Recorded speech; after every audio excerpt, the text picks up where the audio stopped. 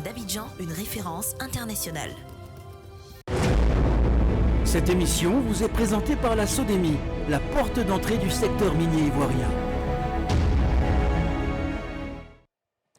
Bonsoir à tous et bienvenue. Si vous nous rejoignez sur NCI, merci de suivre ce nouveau numéro de NCI 360, le magazine de la rédaction qui passe en revue l'actualité de la semaine. Semaine marquée par la 3e délibération du Conseil d'État sur le contentieux des élections locales, scrutin annulé dans 4 communes et une région. L'analyse de nos invités à suivre. À la une de l'actualité économique ce soir, la hausse des tarifs du carburant, annonce faite hier par le ministre des Mines, du Pétrole et de l'Énergie.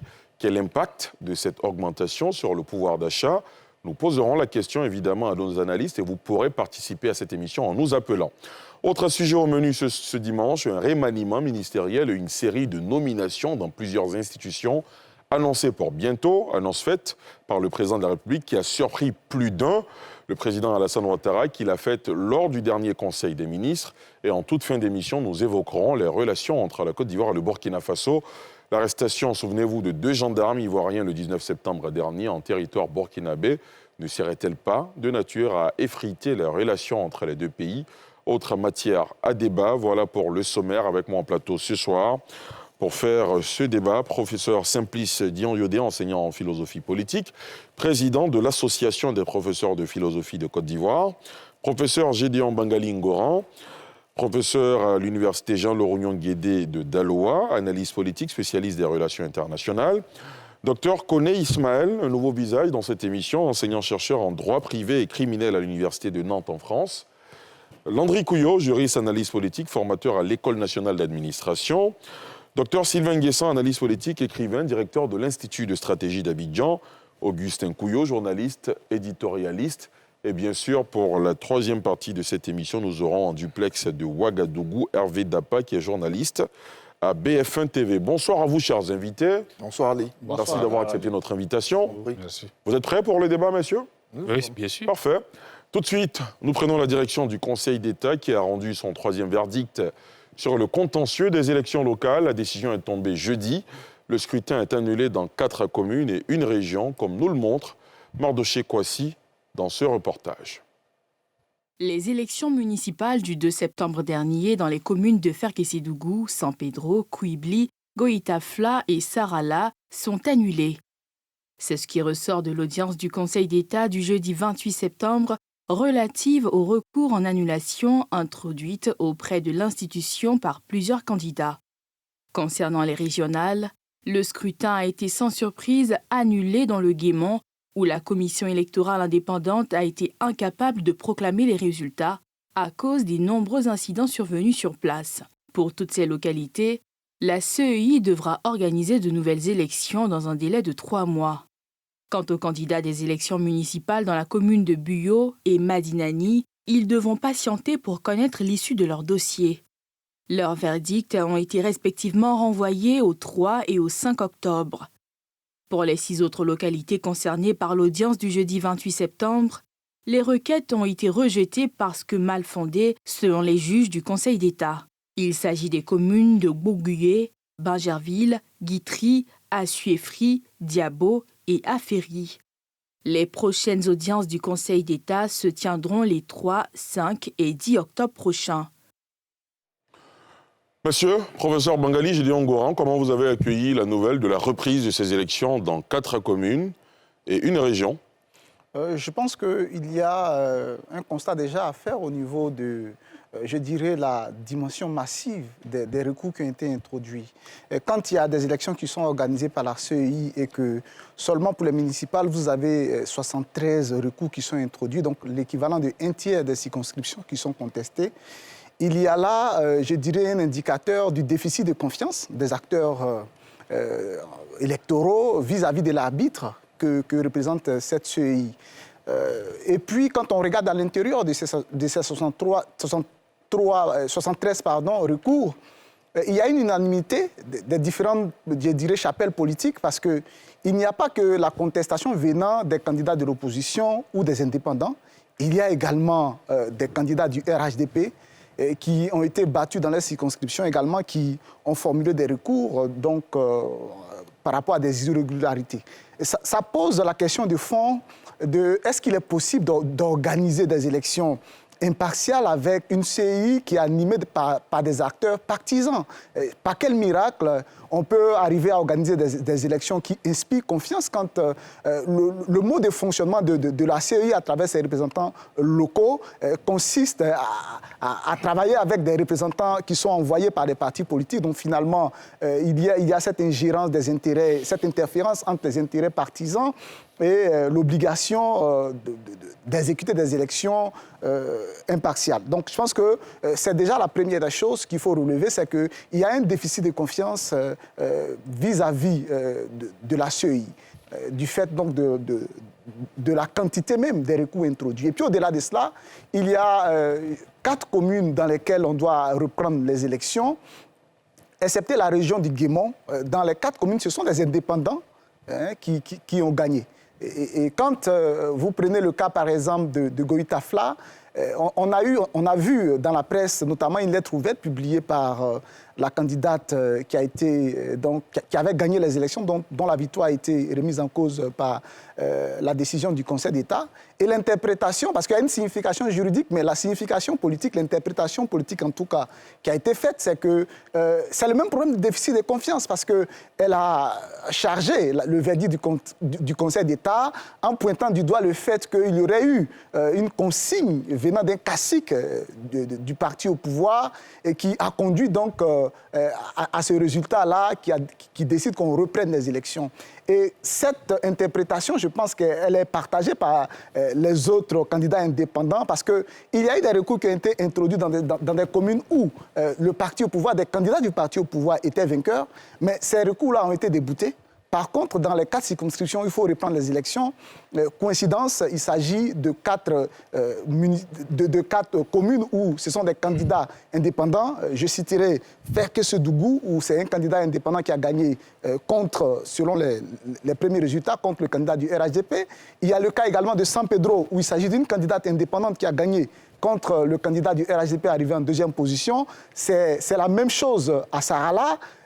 Également à Goïta Fla. Donc je pense que finalement, la conduite aujourd'hui du contentieux électoral permet de tirer quelques enseignements, non seulement sur le fait que la quantité massive des recours introduits démontre qu'il y a un véritable déficit de confiance des acteurs politiques vis-à-vis des arbitres électoraux que sont la CEI et le Conseil d'État. D'accord, très bien.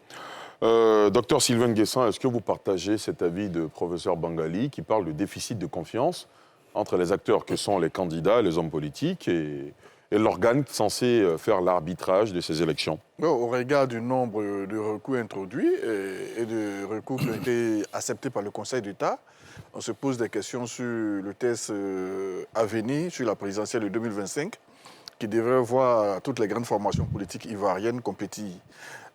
Si la CEI a, semble-t-il, réussi l'élection législative de mars 2021, pour cette municipale, quand même, il y a un certain recul au niveau du résultat. Les critiques, comme l'a dit Bangali, fusent de partout, aussi bien au sein du parti présidentiel que dans les arcanes de l'opposition. Donc, que la CEI essaie de mieux faire, parce qu'on se pose certaines questions. N'empêche que le fait que le Conseil d'État traite ces questions et décide la reprise des élections, ça encourage. Cela voudrait dire que certainement dorénavant dans l'histoire de la Côte d'Ivoire, il ne suffit pas d'avoir certains moyens pour tricher, quitte à se faire déclarer vainqueur par la CEI. J'ai cru entendre le président de la CEI dire qu'une fois que la CEI a déclaré les résultats, cela n'est pas susceptible de reprise. Je peux peut-être me tromper, non, mais quand le Conseil d'État... Quand le Conseil d'État décide la reprise des élections, ça encourage quand même l'électorat et les candidats pour savoir que quand même il y a une certaine justice, il y a un certain arbitre qui se tient un peu loin, qui observe et qui prend quand même des décisions. Elles peuvent être commentées selon qu'on se trouve à gauche ou à droite, mais en tout cas, il y a des décisions qui sont prises. Pourvu que vous ayez des éléments de preuve qui puissent fonder, amener cette institution-là à la République. Malheureusement, les 4 grands morceaux qui sont saisis aujourd'hui sont des mêmes candidats, donc des gens qui ne bénéficient pas d'un appareil politique assez solide pour pouvoir défendre leur cas. Donc on se pose encore des questions, mais c'est une initiative quand même à encourager. D'accord, très bien. Landry? Alors, merci bien Ali. J'ai écouté le propos de Dr Bangali et je trouve qu'il y a quand même... on prête aux institutions une attitude, un comportement à partir des interprétations faites par des personnes. Je ne nie pas la qualité ou la compétence qui est reconnue à un citoyen de pouvoir former un recours. Même lorsque vous êtes coupable et que cela est évident, vous pouvez toujours saisir la justice. Cela ne signifie pas que l'institution est malade ou qu'elle a quelques dysfonctionnements. Il faut se féliciter que le recours soit de l'ordre du droit et que donc nos candidats et les partis politiques dans l'ensemble aient confiance en nos institutions ou à la démarche républicaine. Sinon, on aurait pu contester dans les rues. Ça, c'était une première victoire et qu'il faut montrer qu'il y a cette maturité au niveau de nos différents acteurs qui ont compétit et qui se réfèrent aux voies légales. Ça, c'est une chose qui est importante. Donc, en matière de confiance, on pourrait dire qu'ici, il y a donc la confiance en nos institutions. Ça, c'est la première des choses. La seconde chose, c'est qu'il est réservé à tout candidat de pouvoir former un recours. Sauf que c'est la décision du juge du Conseil d'État qui nous permet de pouvoir apprécier la solidité, la pertinence du recours qui est fait et de pouvoir, donc, in fine, voir si les élections ont été organisées de la meilleure façon possible. Dans ce qui est des rejets des différents recours, il y a bien ceux qui ont été à la faveur de l'opposition, dans plusieurs localités où les élections ont été confirmées. Il y a quatre localités qui feront l'objet d'annulation, donc de reprise d'élections. J'estime que, donc, si on a une vision objective, c'est que le Conseil d'État dit et nous fait comprendre que les élections dans leur ensemble se sont bien passées, nonobstant les interprétations ou les contestations qui sont reconnues aux différents candidats. Il n'y a que 4. C'est vrai qu'on nous dirait qu'on pourrait avoir moins que 4, sauf que sur 71 ou 73 recours, on n'a que 4 en annulation. Les autres sont rejetés parce qu'infondés ou mal fondés, et d'autres ont eu les résultats qui ont été confirmés. Donc cela prouve qu'au niveau de la CEI, il y a certainement des choses à corriger afin qu'elle soit beaucoup plus efficace. Nous sommes tous d'accord qu'il nous faut une CEI qui s'affranchit de la pesanteur politique. C'est vrai, même pour l'heure, ce n'est pas la catastrophe parce qu'on a le juge qui tranche et qui nous dit que dans la majeure partie du pays où les élections ont été organisées, les choses se sont faites de manière assez correcte. Dernière chose à préciser ici, c'est qu'il faut espérer que pour la reprise des élections, dans ces localités-là, il y ait un dispositif qui soit beaucoup plus renforcé, que la CEI puisse tirer parti des différents motifs allégués par le Conseil d'État, puisque les décisions du Conseil d'État sont motivées, certainement relever quelques dysfonctionnements, et il est bon que l'on puisse avoir accès à ces informations afin de mieux juger l'action de la CEI sur le terrain, à l'effet d'avoir des élections beaucoup plus crédibles et permettant donc d'avoir des résultats qui ne sauraient être contestés. Bien sûr. Augustin ? Bon, moi, je sais que le Conseil d'État s'est réuni et n'a pas encore fini. Tout à fait. Voilà, donc il reste encore... La délibération se poursuit jusqu'au 10 octobre, me semble-t-il. Ça se poursuit, donc on n'a qu'une situation partielle. Déjà 4 communes annulées. J'estime que c'est beaucoup trop parce que la CEI les a déclarés élus, ces conseils qui sont annulés. Et donc je pense que ce n'est pas très favorable à la CEI de proclamer des gens élus et que finalement on les disqualifie. Moi je trouve que la CEI doit s'améliorer.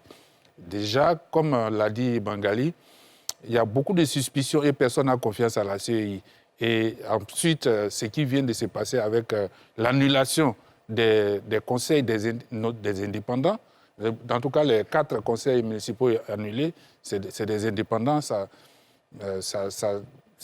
jette encore plus de suspicions sur, y compris les décisions du conseil, parce qu'on pourrait se dire que bon, c'est parce que ces gens n'ont pas d'appareil derrière eux qu'on peut se permettre... Comme Landry Couillot le disait tout à l'heure, s'il vous plaît, il y a quand même des décisions qui ont été prises en faveur de quelques candidats de l'opposition. Oui, justement, je n'en disconviens pas. Mais... Donc cette thèse-là va carrément aux antipodes de ce que vous dites. Oui, moi je pense que... Et puis des dames qui sont élues, bon, je pense que, voilà, qui sont élus, qui sont annulés, et je pense qu'il faut que les choses soient assez claires. Bon, moi, je n'ai pas les motifs pour l'instant, donc je ne peux pas spéculer là-dessus. Oui, mais on juge de façon formelle. Et moi, personnellement, je n'ai pas beaucoup de confiance. Parce que même le déroulement des élections, de façon, même les communes où ça a été... Parfois, les tablettes, parce que je ne sais même pas le rôle que ces éléments techniques jouent réellement dans la crédibilité des élections. Souvent, les tablettes ne fonctionnent pas. Et on valide quand même. Alors que les tablettes sont justement là pour crédibiliser le processus. Mais si des tablettes ne fonctionnent pas et finalement on proclame ces gens élus, je pense qu'il faut revoir tout ça. Là. Si on a mis des éléments techniques là-dedans, c'est que ces éléments techniques doivent prouver la fiabilité. Si ça ne peut plus prouver la fiabilité, ça devient compliqué. Bon, on attend encore que le Conseil délibère totalement, entièrement, pour voir quelle est l'ampleur des dégâts. Moi, je trouve que 4, c'est déjà trop. Et il est possible que d'autres victimes s'ajoutent sur la liste des choses. Et bon, les élections à reprendre. Oui, à reprendre. D'accord. Docteur Koné Ismaël. Oui, je vous remercie, M. Darasouba. Je pense que le nombre, n'est-ce pas, des contestations qui sont nées de ces élections-là témoignent d'un certain dynamisme politique et d'un regain du droit et du retour d'ailleurs du droit dans le débat politique. Pour moi, juger ou apprécier la reprise des élections dans ces localités sur la qualité des candidats ou leur nature d'indépendant est une appréciation à géométrie variable qui est un peu dangereuse dans l'analyse politique qu'on peut mener. Pourquoi ? Parce que, comme on l'a dit, il y a bien évidemment des candidats issus aussi du parti au pouvoir qui ont vu quelque part leur recours également rejeté. Donc à partir de ce moment, on ne peut pas apprécier ces rejets-là en fonction de la qualité d'indépendant ou de la nature masculine ou féminine des candidats qui ont vu leur recours rejeté. Pour moi, tout cela témoigne d'un dynamisme politique et cela démontre également la maturité non seulement des populations, mais également des candidats qui, au lieu de manifester dans les rues, ont plutôt saisi, n'est-ce pas, les moyens de droit offerts à eux pour, quelque part, essayer d'avoir gain de cause. D'accord, très bien. Professeur Dion ? Je partage l'avis des uns et des autres. Mais j'ai une question. Laquelle, dites-nous ? La CEI, avec tous les moyens qu'on lui a donnés, avec toute la logistique, qu'est-ce que la CEI n'a pas vu sur le terrain, que le candidat a vu, qu'il a mis dans un mémoire, qu'il vient déposer devant un conseil d'État, et que des juges qui n'étaient pas sur le terrain utilisent pour trancher une élection? Moi, c'est ma question simple que je pose. C'est-à-dire qu'on est sur le terrain, il y a eu des élections, la CEI elle-même a, dans certains cas, noté qu'il y a eu tel problème ici, tel problème là, mais qui n'était pas de nature à jouer sur le résultat final. Le candidat dit, celui qui a perdu notamment, il y a eu ceci, il y a eu cela, il va documenter sa plainte, et puis c'est le Conseil d'État. C'est son rôle. J'admets et j'accepte. Et le Conseil d'État tranche, et donc ça fait que des victoires sont remises en cause sur tapis vert. Ça me pose un petit problème. Ce petit problème que ça pose, c'est ce que Bangali disait tout à l'heure, c'est un problème de confiance.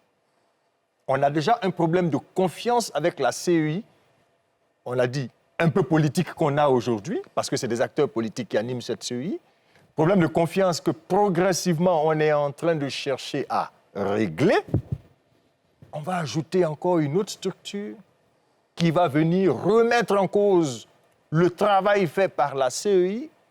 Mais quand ce travail est fait, il faut qu'on informe le peuple de Côte d'Ivoire, et pas seulement les candidats, de qu'est-ce qu'on reproche à la CEI, qui sont les acteurs mis en cause dans les différentes plaintes, quelle est la pertinence de ces plaintes, de sorte que si nous constatons que c'est la CEI qui fait problème, mais qu'on se mette à réfléchir sur comment restructurer la CEI ou comment redimensionner la CEI.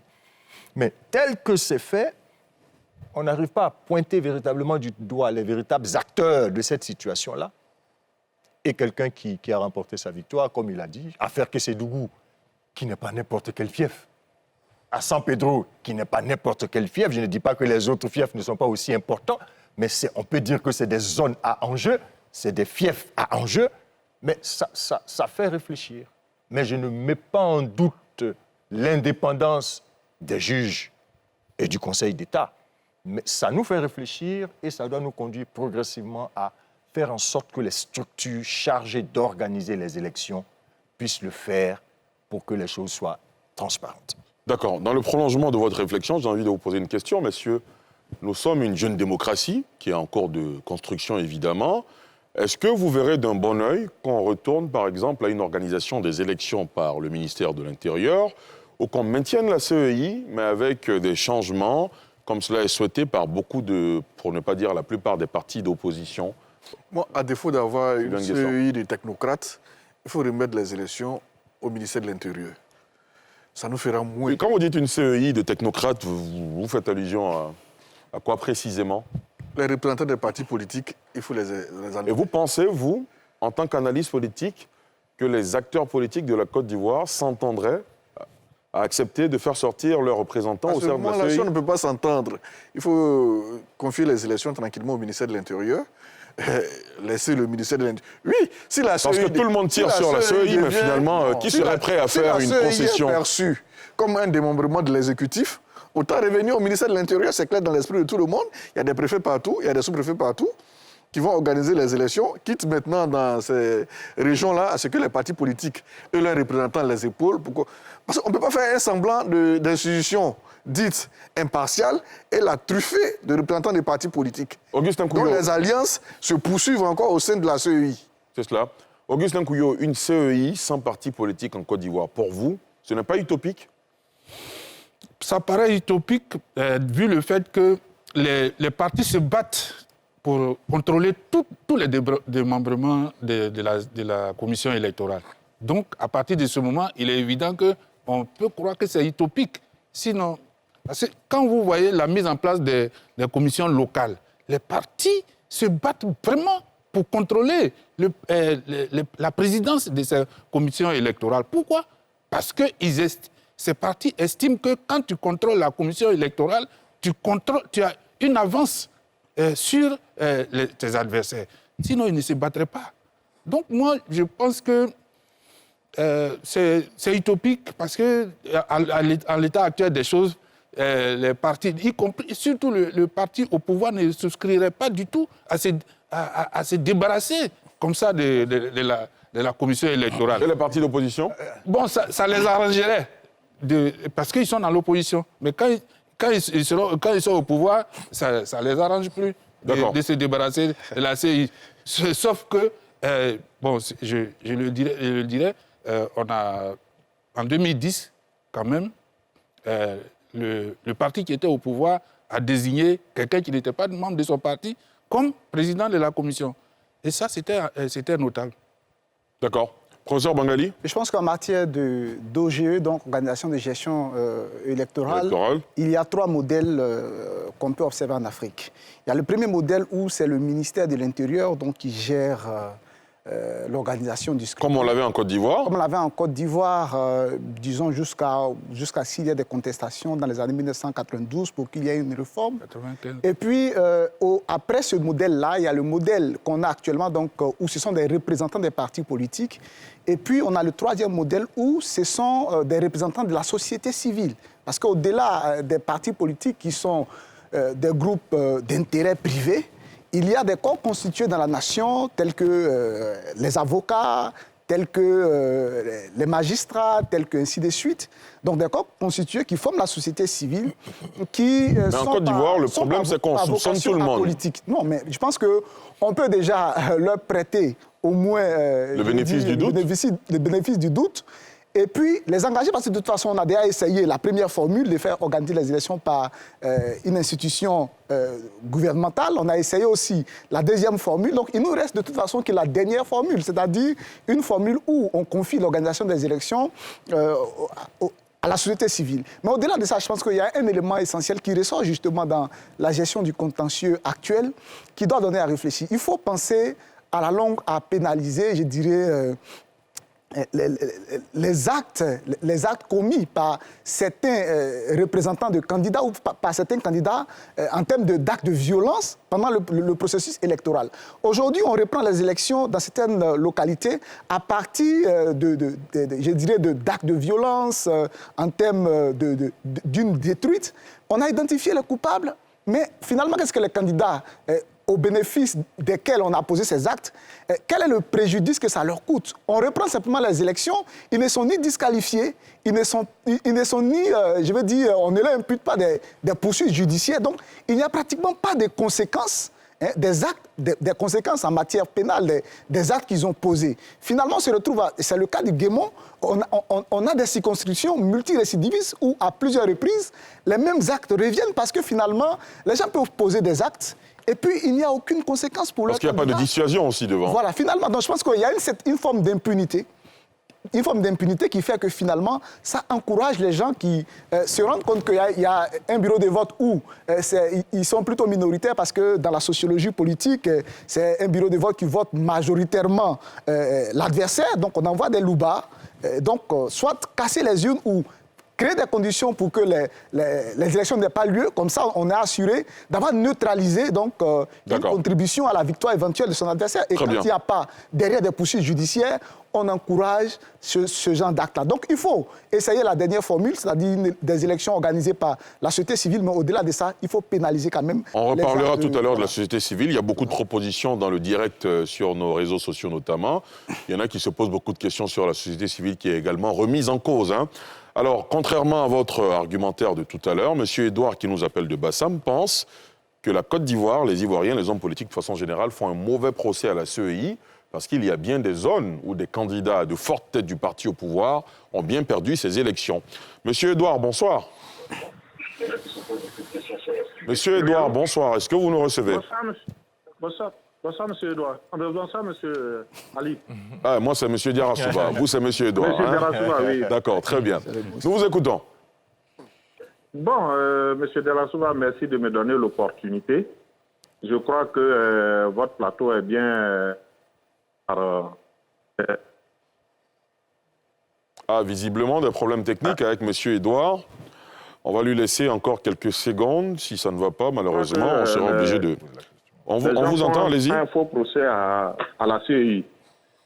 Je voudrais que les intervenants qui sont sur le plateau sachent que le président de la CEI a été clair dans son intervention. Il a dit que lui, il est chargé de faire l'organisation des élections et à la suite, il dépose les résultats auprès de l'organe qui est chargé de valider ces élections. Aujourd'hui, dans les différentes requêtes des candidats, il y a certains candidats de l'opposition, il y a certains candidats du parti au pouvoir. Et ceux-là, le Conseil d'État a statué pour donner des résultats. Et je crois que souvent, les intervenants sur le plateau tendent à jeter, comment on appelle, les propres sur la CEI. En réalité, s'il y a problème dans certains bureaux de vote ou bien dans certaines localités, cela ne peut pas véritablement entraîner peut-être on ne peut pas permettre à la CEI de valider, au Conseil d'État de valider. Chacun a des représentants sur le terrain. Les candidats ont des représentants sur le terrain.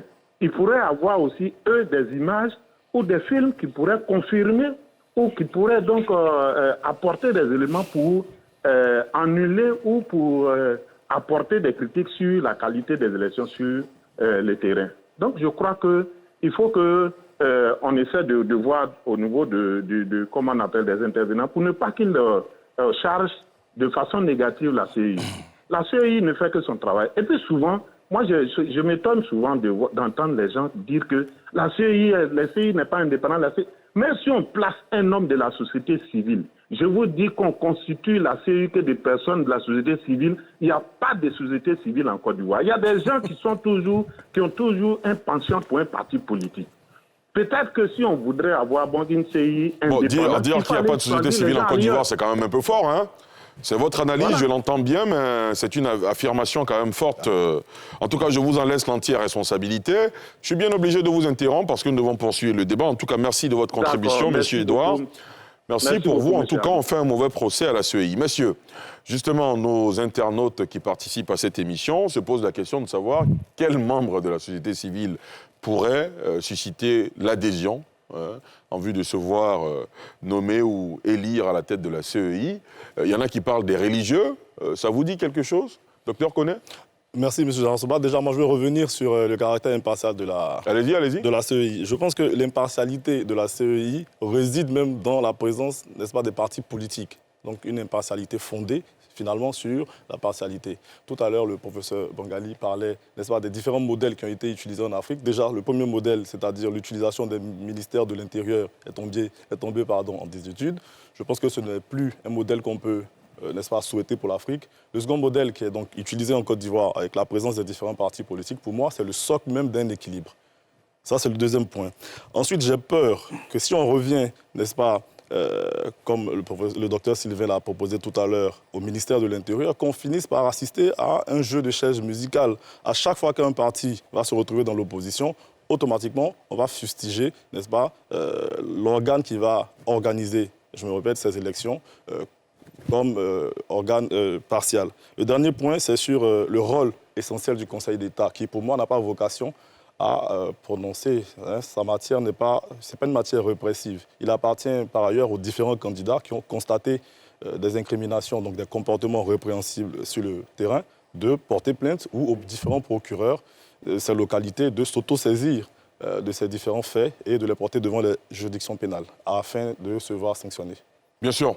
Monsieur, vous voyez-vous les religieux porter la responsabilité d'organiser les élections en Côte d'Ivoire? Non, oui, Landry? Non, il faut pas. Ils ont déjà fort à faire à pouvoir inviter les Ivoiriens à rejoindre leur chapelle. C'est une proposition au débat, je la reverse. Non, déjà, les religieux vont souffrir de ça. Il faut retirer tout ça. Moi, je crois qu'ils ont une autre mission qui n'est pas que d'emmener les gens au paradis, mais de pouvoir porter porter à la critique, à leur lumière, certains sujets de société, à l'effet de pouvoir orienter les gouvernants.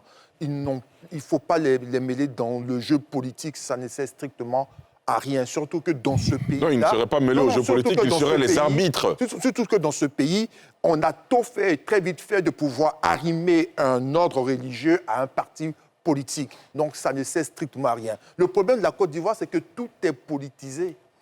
Tout est politisé. Au point où la société civile elle-même, elle souffre d'une sorte de pesanteur politique. Même des simples citoyens ne lui reconnaissent pas son impartialité. On a l'impression qu'elle est l'appendice ou l'antichambre des partis politiques, là où on recrute, on crée une organisation de la société civile afin de gagner en visibilité vis-à-vis des gouvernants ou des opposants à l'effet de pouvoir actionner, optimiser leur action sur le terrain. Et certains faits peuvent aller dans le sens des personnes qui agréent cette thèse-là. Pour ma part, j'estime que la CEI qui est en présence a des dysfonctionnements.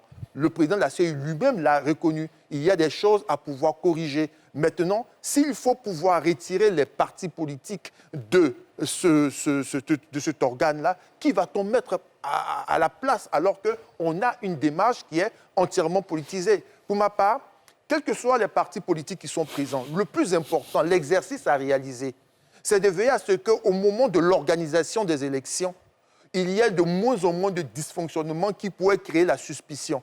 Si on veut y mettre des éléments techniques comme des tablettes et autres, veillons à ce que ceux qui les utilisent sachent les utiliser et que ces appareils-là puissent fonctionner. Il faut veiller à ce que les bureaux de vote ouvrent. Il faut veiller à ce que tout élément qui pourrait susciter la suspicion soit écarté au grand maximum pour qu'il y ait un regain de confiance et de sérénité. Si on y arrive, à ce moment, il n'y a pas de problème. Je vais terminer avec ceci, Ali. Vous savez, c'est facile de dire, oui, la CEI, on n'a pas confiance en elle parce que dans telle région, il y a eu quelque chose qui n'a pas marché. Mais dans les régions ou dans les localités où l'opposition a gagné, il n'y a plus rien. C'est la même CEI. Ce n'est pas deux CEI qui ont organisé ces élections, c'est la même CEI. C'est elle qui organise une élection dans une localité où c'est l'opposition qui gagne, où c'est un opposant, et puis on l'acclame, on l'applaudit. C'est juste dire qu'on a un problème technique qu'il faut pouvoir régler. Et si ce problème technique-là, il est réglé, et si on a des personnes qui sont au niveau de la CEI, qui sont formées comme il le faut, si les mécanismes prévus sont exécutés de manière optimale, à ce moment-là, on pourra donc agrandir la surface de confiance en cette institution et on pourra organiser des élections sereinement. D'accord. Professeur Dion? Moi, je suis pour que le ministère de l'Intérieur organise des élections. Pourquoi? Parce que c'est le ministère de l'Intérieur. Parce que ce sont des préfets qui sont formés par l'État. On vous dira que le ministre de l'Intérieur, qui est à la tête de ce ministère, est membre du gouvernement en place, et bien souvent membre du parti au pouvoir. On a vu le cas d'un préfet pendant ces élections-là qui a été suspendu. On laisse professeur Dion terminer. Voilà des cas de préfets qui ont été, comme il dit, qui ont été suspendus parce qu'on a pensé qu'ils n'étaient pas assez... Moi, je pense qu'il faut faire confiance aux structures de l'État. Les CEI que nous avons là, sous leurs différentes formes, à la limite, pour moi, sont des CEI de gestion de crise. Parce que nous avons connu la crise et parce qu'il y avait une crise de confiance, chacun a dit « je veux voir clair dans ce qui se fait ». Alors on dit aux différents partis politiques « on va vous organiser pour que la suspicion puisse aller ». Mais ça fait maintenant quelques années, plusieurs années que nous sommes en train de sortir de ce schéma. Il faut redonner à l'État ses prérogatives. Et puis c'est une décision politique courageuse qui a voulu que la CEI politisée organise les élections. Il faut une décision politique courageuse pour qu'on remette ces élections à des structures. Quand le préfet et le sous-préfet sont dans leur kaki, je pense que juste pour le symbole, on ne voit pas de parti politique. Je pense que c'est des choses qu'on peut démarrer. Et puis les années venant, on comprendra, on acceptera le principe et on va s'habituer. À l'usage, on verra que les choses pourront se faire. Sinon, un jour, à l'occasion d'une élection, on a parlé de présidentielle, un ou deux représentants des partis politiques viendront un matin dire « nous ne reconnaissons pas ces résultats, et nous, et puis on retombe dans ce qu'on a. C'est ma proposition, je peux me tromper, mais je ne cherche pas à tromper. Tout à fait. Alors, et justement, c'est une proposition de l'un de nos contributeurs dans le fil Facebook de cette émission qui estime que le vrai problème, ce n'est pas la CEI, le vrai problème, c'est le personnel politique. Quels que soient les résultats, ce ne sont pas des démocrates, ils ne veulent pas accepter le résultat. Quand ça les arrange, ils acceptent. Quand ça ne les arrange pas, ils n'acceptent pas qu'on soit du parti au pouvoir ou de l'opposition. Qu'est-ce que cela vous inspire, Augustin Couillot? On peut voir les choses comme ça, mais quand on voit l'acharnement des uns et des autres à contrôler la CEI, ça veut dire qu'il y a quelque chose à gagner là-dedans. S'il y a quelque chose, si les gens luttent pour contrôler les démembrements de la CEI, y compris même au niveau central. Les gens luttent, ils passent des compromis pour contrôler, pour avoir le président de la CEI, pour avoir... Donc, moi, je pense que c'est pas... La CEI, elle est remise en cause c'est juste ce que les gens disent, parce qu'on ne peut pas dire que la CEI... on ne peut rien reprocher à la CEI alors que les gens se battent pour contrôler. C'est ça qui est le problème. Sinon, je pense que la loi aurait pu, enfin, c'est les députés qui votent la loi, mais bon, de façon générale, c'est l'exécutif qui propose. On peut dire, bon, il y aura peut-être 500 commissions locales. Bon, on va voir, l'opposition va contrôler 100, le parti au pouvoir va contrôler 200, ou bien... Bon, répartis de sorte que les commissions électorales locales qui ont été mises en place sont contrôlées à 95% par le parti au pouvoir. Mais pourquoi? Pourquoi ils contrôlent tout? C'est facile, ils pensent qu'ils gagnaient quelque chose. On ne peut pas dire que parce que les partis de l'opposition ont gagné quelques strapontins que la CEI n'a rien à se reprocher. Moi, je pense qu'il faut sortir de ça. On peut aller, comme le procès l'a proposé, revenir peut-être à la commission, disons, à l'organisation par les préfets, par le ministère de l'Intérieur. On sait que le ministre est certainement du parti au pouvoir. Mais les préfets, aujourd'hui, il y a eu quand même beaucoup d'alternance. Donc, il y a eu les préfets et autres sous-préfets sont de divers horizons. Donc, on peut, petit à petit, comme ça se passe au Sénégal, petit à petit s'habituer au fait que ce soit les préfets. Ou bien, en 2000, on avait quand même quelqu'un qui n'était même pas membre d'un parti politique, c'était clair, comme on appelle... Honoré Guier. C'est vrai, on a vu comment ça s'est passé finalement, puisqu'il a été réquisitionné par un des candidats pour proclamer les résultats à son profit. Mais ça, c'était des forces. Ça, c'était la force qui a agi. D'accord. Voilà, donc je pense que la CEI peut s'améliorer, mais pour l'instant, là, c'est les partis politiques qui luttent pour la contrôler. Et c'est déjà pour ceux qui veulent ceux qui ne sont pas les membres des partis politiques, il y a déjà un problème. D'accord. Parce qu'il y a des gens, il y a des gens qui sont candidats indépendants et qui n'ont pas de représentants dans les ils sont candidats. Mais ça, c'est pas la faute à la CEI. Non, mais c'est la faute à la CEI dans la mesure où les partis, on privilégie les partis. Pourquoi? Non, c'est pas la faute à la CEI. Ah, mais pourquoi? Quelqu'un qui est candidat, il est censé avoir des représentants dans le bureau. Non, je ne parle même pas des bureaux. Je parle des commissions qui organisent. Je parle des commissions qui organisent, les commissions locales. Je ne parle pas des bureaux. Je ne parle pas des représentants des candidats dans les bureaux. D'accord. Voilà. Par exemple, on a le PDCI, le RHDP et autres. Voilà, qui sont représentés à la CEI, mais et quelqu'un qui est candidat indépendant à la présidentielle. Lui, il n'a pas de représentant du tout. C'est le système, c'est pas la faute à la CEI.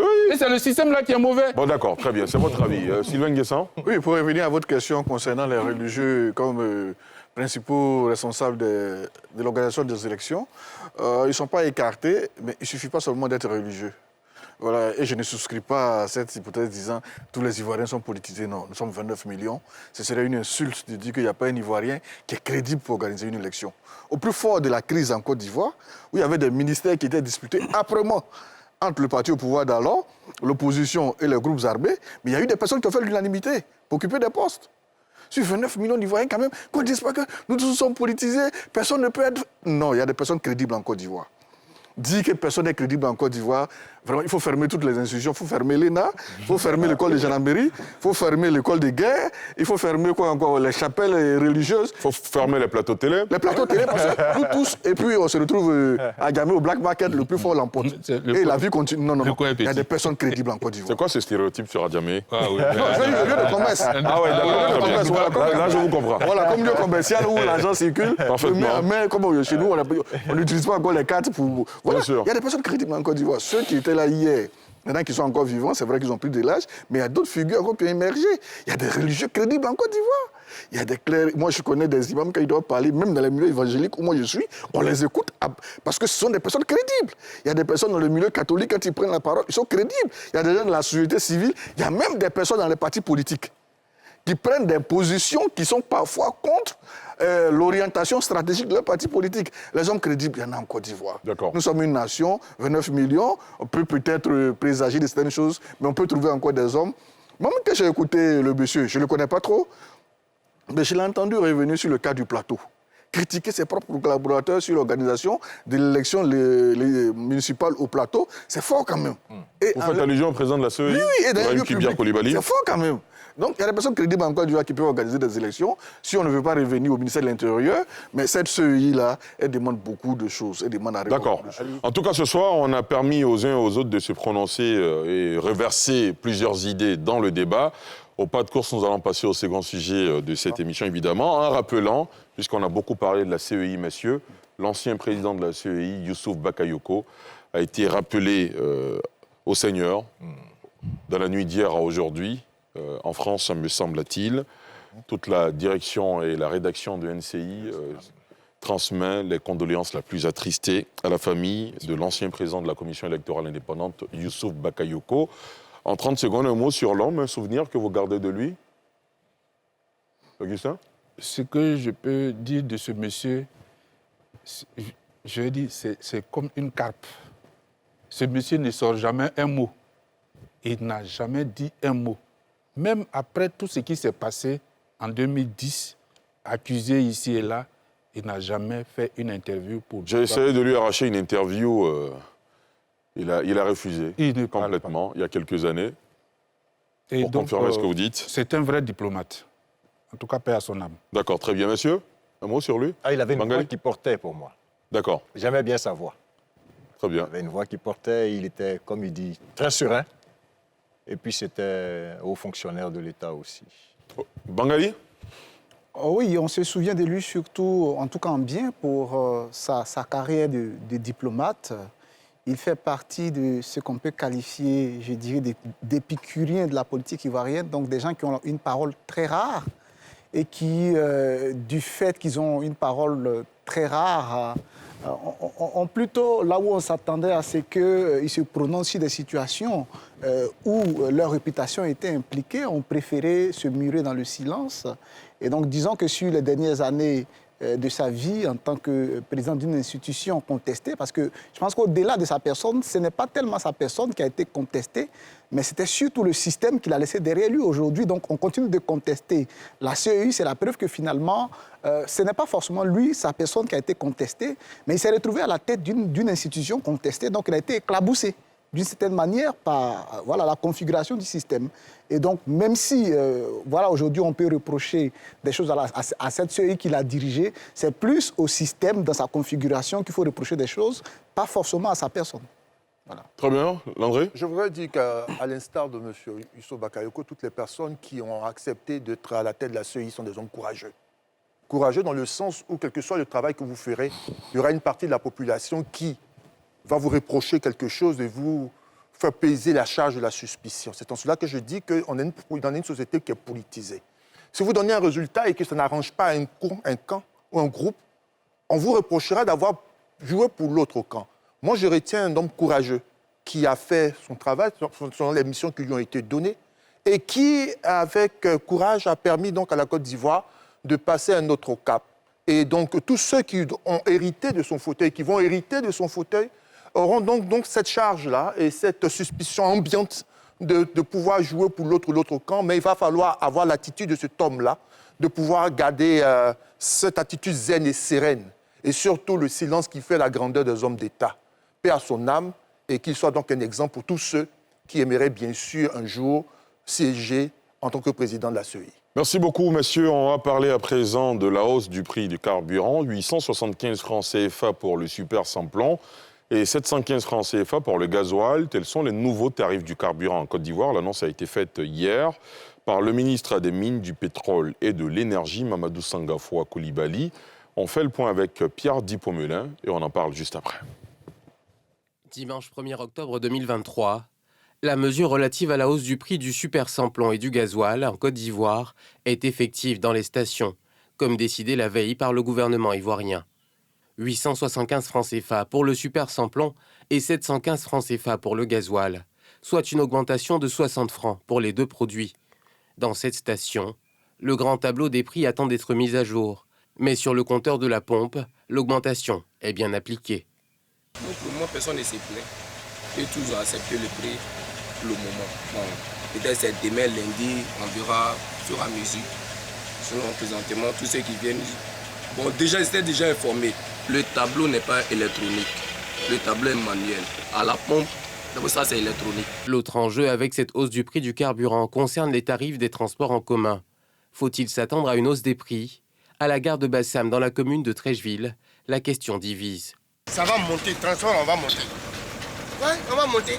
Parce que je ne peux pas prendre un carburant 700 et 800 et puis je prends quelqu'un ici jusqu'à Bassam à 500 francs. C'est inconcevable, c'est pas normal. Pour le moment, là, nous, on ne peut pas décider quelque chose, mais ça va prendre un coup quand même.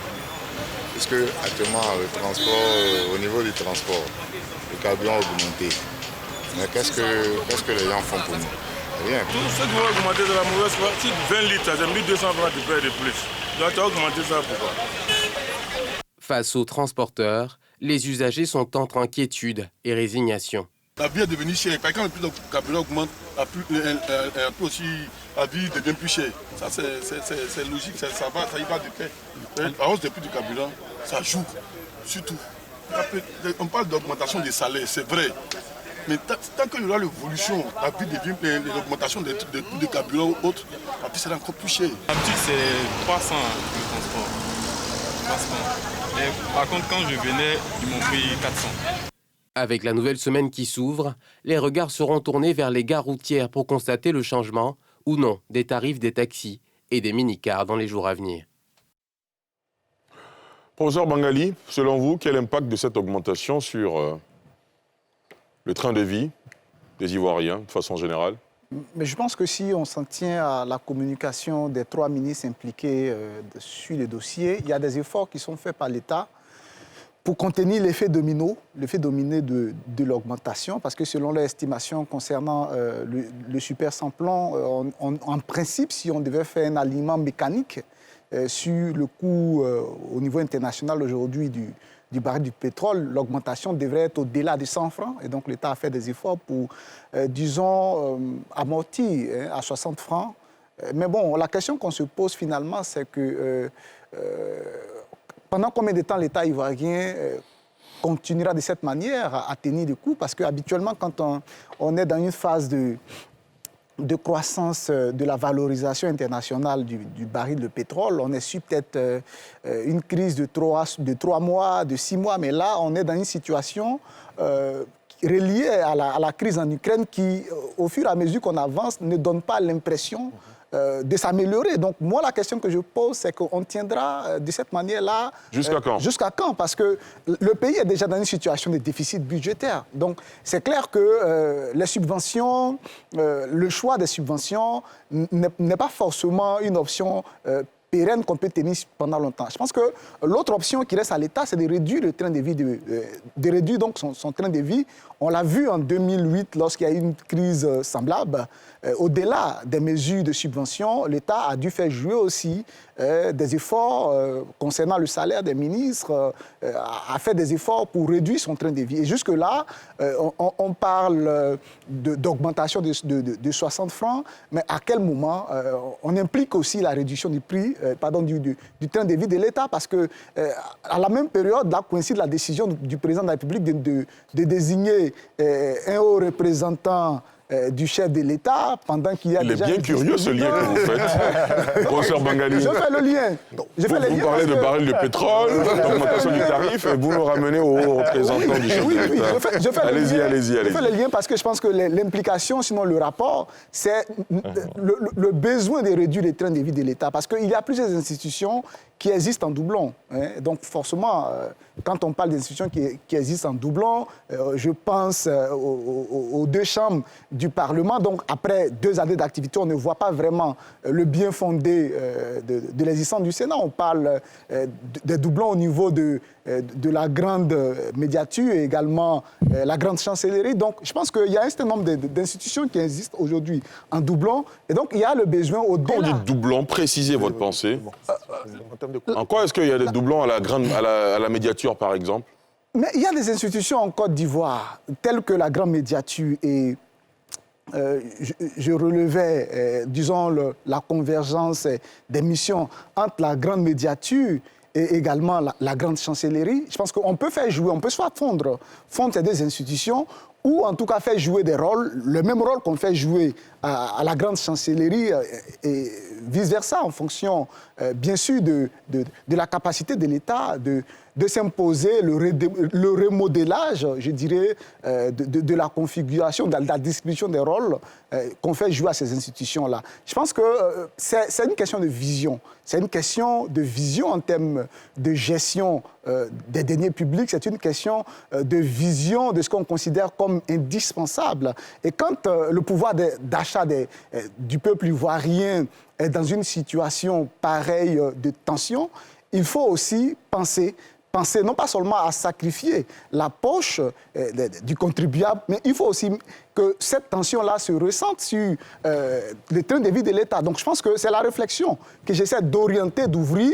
Il faut aussi regarder, comme en 2008, en direction des mesures qu'on peut prendre, allant dans le sens aussi de mettre de la réduction du train de vie de l'État. Donc, la réflexion est ouverte et puis il faut la nourrir. Bien mais sûr. Il faut aller vers aussi le principe de la réduction du train de vie de l'État. C'est l'une des options à exploiter. Et c'est pour la réflexion que nous sommes là. Docteur Koné? Oui, moi je suis bien d'accord qu'on puisse taper sur l'État à chaque fois, parce que d'ailleurs l'État a large dos pour cela, mais on ne peut pas évoluer dans la réflexion si on ne pose pas déjà les causes de cette augmentation du prix du carburant. Je pense qu'il faut déjà regarder du côté extérieur pour commencer, parce que l'inflation, elle est internationale. N'oublions pas que nous sortons d'une crise sanitaire et des voyants avaient déjà été allumés, n'est-ce pas, par les institutions internationales pour signaler et demander aux États d'anticiper, n'est-ce pas, ces différentes hausses, n'est-ce pas, de carburant. L'une des causes également est la décision unilatérale de l'Arabie saoudite de réduire sa production. On peut également parler de la Russie, et du conflit avec l'Ukraine. Je tiens également à rappeler que l'État de Côte d'Ivoire joue et est pleinement dans son rôle d'État-providence. Jusqu'à quand est-ce que cet État va tenir? Jusqu'à ce État-providence, c'est un peu fort. Hein. Non, État-providence, peut-être que c'est un peu fort, mais je pense que nous avons déjà des éléments de base qui permettent de conclure que nous allons peut-être vers un État-providence, parce que continuer à soutenir... En tout cas, ce serait l'idéal d'avoir un État-providence. Exactement.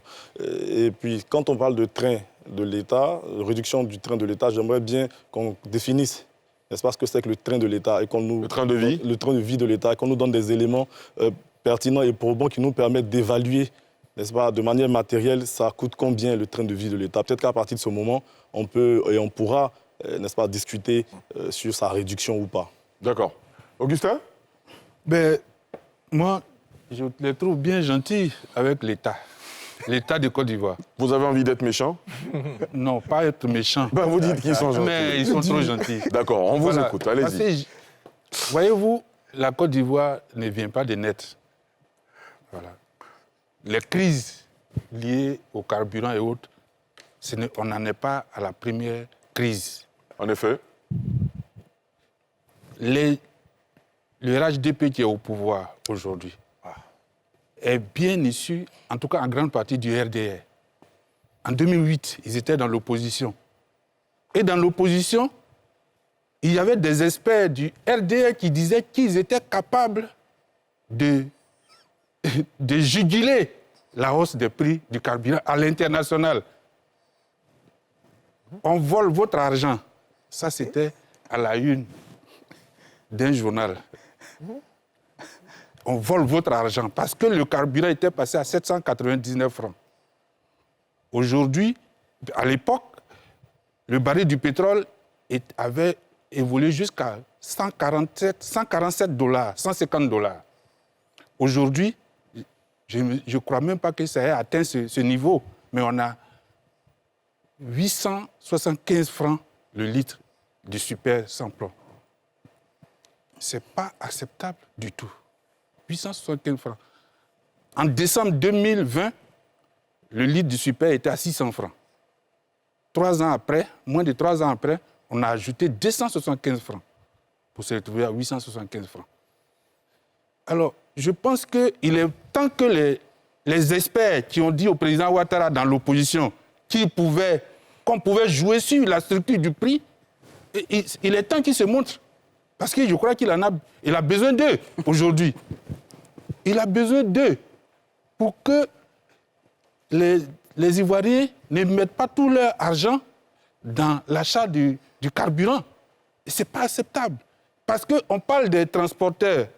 Oui, parce que eux, leurs activités impactent beaucoup de monde. C'est-à-dire, en dehors du coût du transport, il y a le coût du coût du transport des personnes, il y a le coût du transport des marchandises qui va être impacté. Les marchandises, et ça va se retrouver dans le panier de la ménagère. Mais vous savez qu'au même moment, le prix du riz a flambé. Le riz que moi je consomme, maman, sans publicité. C'est bien fait. Oui. Les dés sont déjà jetés. Mais c'est pas bien grave, poursuivez. Les 25 kilos étaient à 15 500 francs. Aujourd'hui, quand je suis allé au magasin La Dénova, c'était 19 500. Vous y êtes allé vous-même? Oui, moi-même, j'achète le riz moi-même. D'accord. Ma fille qui est dans une localité de l'intérieur dit que chez elle, c'est 22 000 francs le sac de 25 kilos. Pendant ce temps, on vient de créer des péages et on multiplie. Ça veut dire qu'on paye beaucoup plus qu'aujourd'hui. On paiera davantage. Ça veut dire qu'on sollicite tous les jours les poches des populations. On a parlé l'année dernière, ou bien en début d'année, de l'augmentation des salaires des enseignants, enfin, des fonctionnaires. C'est une bonne chose. Mais pour moi, ce qu'on a donné de la main gauche, c'est ce qu'on est en train de reprendre de la main droite. Et j'étais encore sur ce plateau quand je parlais de ça. j'ai été moqué. Mais j'estime que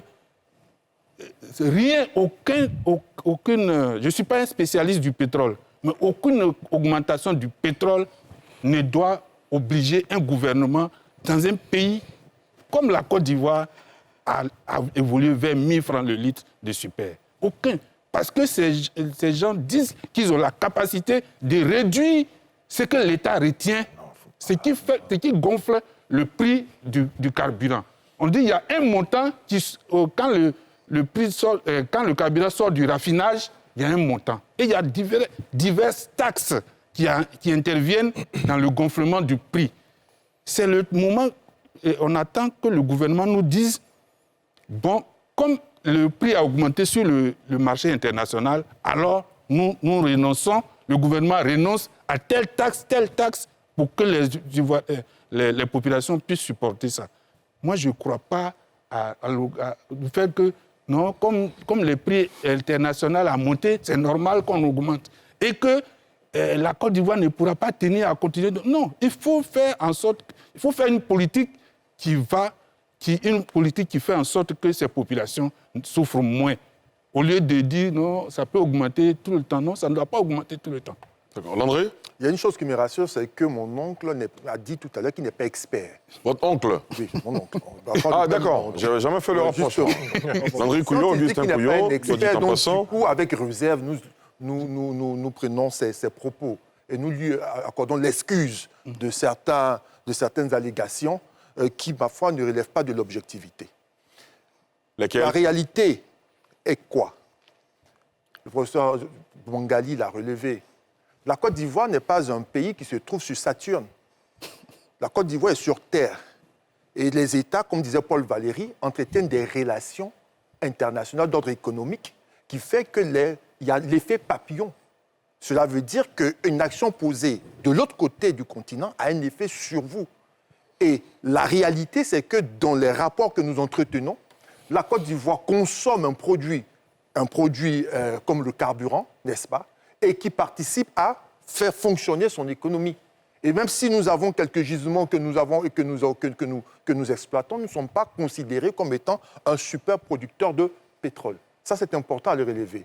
Par voie de conséquence, lorsque vous avez un État comme la Côte d'Ivoire, oui, comme la Côte d'Ivoire, qui sort de 10 années de crise militaro-politique et qui se reconstruit, s'il vous plaît. La Côte d'Ivoire n'est pas un pays extraordinaire. C'est un pays comme tous les autres qui a ses fragilités et qui a la possibilité d'aller plus loin. Où voulez-vous en venir, Je termine André pour dire ceci, que même le président du Nigeria, le nouveau président du Nigeria, annonce qu'il a, pour le Nigeria qui est producteur, qu'il enlève toute subvention. Pourquoi ? Parce que c'est une réalité que notre pays subit des facteurs exogènes et que ces facteurs exogènes sont amortis de manière pas extraordinaire, mais quand même amortis et appréciable. Ce qu'il faut apprécier, ce n'est pas la personne ou les personnes qui prennent ces décisions, c'est notre économie et c'est notre capacité financière à amortir cela. La réalité est laquelle ? C'est qu'il ressort des rapports du ministère de tutelle qu'au lieu de 60 francs CFA qui ont été majorés, on était à 106 francs CFA. Donc, lorsque vous me dites que l'État de Côte d'Ivoire aurait pu laisser tomber quelques taxes, j'ai dit attention, comprenez qu'il y a 40 francs CFA qui ressortiraient certainement de certaines taxes qui ont été mis de côté pour qu'au lieu d'avoir un montant beaucoup plus important, nous avons un montant qui est celui-ci. On aurait préféré payer le carburant beaucoup moins cher, sauf que c'est une réalité, la Côte d'Ivoire est sur Terre, elle n'est pas sur Saturne, et qu'il nous faut pouvoir jouer avec cela. Mais lorsque l'on parle de la question de la cherté de la vie, je suis tout à fait d'accord avec vous. Parce que l'on craindrait que cette augmentation de 60 francs CFA, vu la coutume ou le comportement des transporteurs qui pour peu sont prêts à pouvoir de manière exagérée augmenter le prix, veiller à ce que les engagements pris par le patronat des transporteurs de Côte d'Ivoire de ne pas augmenter les prix sous condition que leurs revendications soient respectées par l'État de Côte d'Ivoire soient tenues. Donc là où il faut regarder, c'est les engagements pris par les partis à l'effet de veiller à ce que le coût du transport n'augmente pas et que ça n'a pas d'effet sur le déplacement des personnes et des marchandises. C'est là qu'il faut attendre les différents partis qui se sont mis à négocier. Et je vais terminer avec cela, Ali, pour dire que, pour moi, la solution pérenne en Côte d'Ivoire, c'est laquelle ? Parce qu'en réalité, les Ivoiriens s'inquiètent du coût de la vie. C'est d'optimiser la production intérieure sur les produits de grande consommation. Il faut une véritable révolution agricole à ce niveau-là, pour ne pas dépendre de l'extérieur, pour ce qui est du riz, pour ce qui est des produits halieutiques. C'est vrai que des programmes ont été initiés, mais il faut pouvoir les accélérer. Et en les accélérant, on pourra donc avoir une économie diversifiée avec des forces répandues un peu partout pour supporter au mieux ces chocs internationaux-là auxquels l'on ne peut réellement D'accord, très bien. Alors tout à l'heure, on disait sur le plateau, un tel disait « je ne suis pas un expert », vous êtes revenu là-dessus. On a la chance d'avoir un expert, Serge Dioman, il est expert international en industrie pétrolière et énergie. Nous avons réussi à le joindre. Serge Dioman, bonsoir. Est-ce que vous nous recevez ? Visiblement, il n'est pas encore là. Landry Couillot, vous voulez réagir à ce que disait... Augustin Couillot. Augustin Couillot, Oui. autant pour moi. D'accord, très rapidement. Vous voyez, j'ai commencé par dire que la Côte d'Ivoire ne vient pas des nets. Je ne doute pas du tout de la... je n'ignore pas l'environnement international. Je suis tous les jours... Vous prenez au mot des gens qui avaient dit à l'époque qu'ils pouvaient juguler cette crise. Et c'est là que j'ai dit que M. Ouattara, le président de la République, a besoin aujourd'hui de ces experts qui disaient par le passé qu'ils pouvaient amortir et éviter l'augmentation du carburant, du prix du carburant. D'accord. Donc, c'est ça. Il faut que ça soit clair. D'accord, très bien. Pour qu'on n'aille pas dans tous les sens. D'accord. Il faut que ces experts... Parce que nous, ça nous touche. Ça touche à nos poches. Nous payons le carburant tous les jours. Et ce n'est pas, nous ne sommes pas des fonctionnaires pour dire que, comme on a augmenté, on est en train de reprendre un peu une partie. Non. Nous, on n'est pas fonctionnaires. Donc, on paye sur d'autres ressources qui n'ont pas été augmentées. D'accord. Sylvain Guessant ? C'est à se demander le nombre de fonctionnaires qu'il y a en Côte d'Ivoire, sur le nombre total de la population, pour dire que pratiquement, il n'y a pas eu grand-chose qui a été faite. Sur les 29 millions, il n'y a pas 13 millions de fonctionnaires. Donc, pratiquement, grand-chose. Quand nous sommes... Cet argument d'avoir augmenté les salaires, là, ça ne tient pas trop. Pour revenir à votre question, ce n'est pas le premier choc pétrolier. Il y a eu le grand choc pétrolier de 1979 et ses incidences sur nos économies locales. Donc, il y a de la matière, comment cela a été géré, comment on anticipe. Ce sont des facteurs exogènes dont parlait le docteur Koné tout à l'heure. Ces facteurs exogènes, on ne les maîtrisera jamais. On ne sait pas combien de temps encore va durer la crise, la guerre entre l'Ukraine et la Russie. Moi, je me rappelle lors d'un séminaire en 2022 à Paris, justement, une autorité française disait on découvre aujourd'hui que les États-Unis, la Russie et la Chine se sont préparés 10 ans pour cette crise. Nous, on n'a pas eu le temps de se préparer. Bon, si la grande France n'a pas eu le temps de se préparer, et nous autres? Combien d'années encore la Russie et l'Ukraine vont commencer à taper dessus avec le soutien des États, etc., etc. Alors, pendant combien de temps nous allons tenir sur ce prix-là? Je suis d'accord qu'il y a eu des efforts qui ont été faits. 60 francs au lieu de 100 francs, bon, c'est bon à prendre. Mais combien de temps encore va tenir l'État? Si on y ajoute les frais du péage, ça fait beaucoup déjà pour les commerçants qui viennent de certaines parties de la Côte d'Ivoire qui payent 4 péages avant d'arriver à Abidjan. On va subir le coût de cette augmentation dans nos assiettes, dans nos poches. Qu'est-ce qu'il faut faire alors face à cette situation? Sur la base que les facteurs exogènes, nous ne les maîtrisons pas, nous ne savons pas, on peut faire des schémas en prospective, mais on ne sait pas jusqu'à quand tout cela va durer. Est-ce que la Côte d'Ivoire pourra tenir avec les 875 sur toute cette période, ou alors on va passer assez rapidement à 925 pour pouvoir atteindre le prix, combler le déficit de la perte de l'État? Quelles sont les mesures endogènes que nous pouvons prendre de sorte à juguler cette crise? C'est là la véritable question aujourd'hui. Kuyo parlait tout à l'heure de programme pour... Ça serait intéressant, parce que la Côte d'Ivoire est devenue le premier exportateur de riz aujourd'hui. Ah oui. L'année passée, on était à 406 milliards. Cette année, en septembre, nous sommes déjà à 420 milliards. C'est énorme. Pour l'instant, on était à 416 milliards. Je crois qu'on frôle déjà les 5... C'est beaucoup déjà. S'il y a des projets que nous pouvons, à l'interne, avec un vrai monitoring, parce que vous citez beaucoup de projets, mais les résultats, on n'en a pas encore vu. On va parler des clubs de rizières à Yamoussoukro, on attend de voir ces champs-là, parce que quand on visite Yamoussoukro, on n'a pas encore vu, c'est une sorte d'agro-pastorat. Bref, il faut que l'État réduise son train de vie.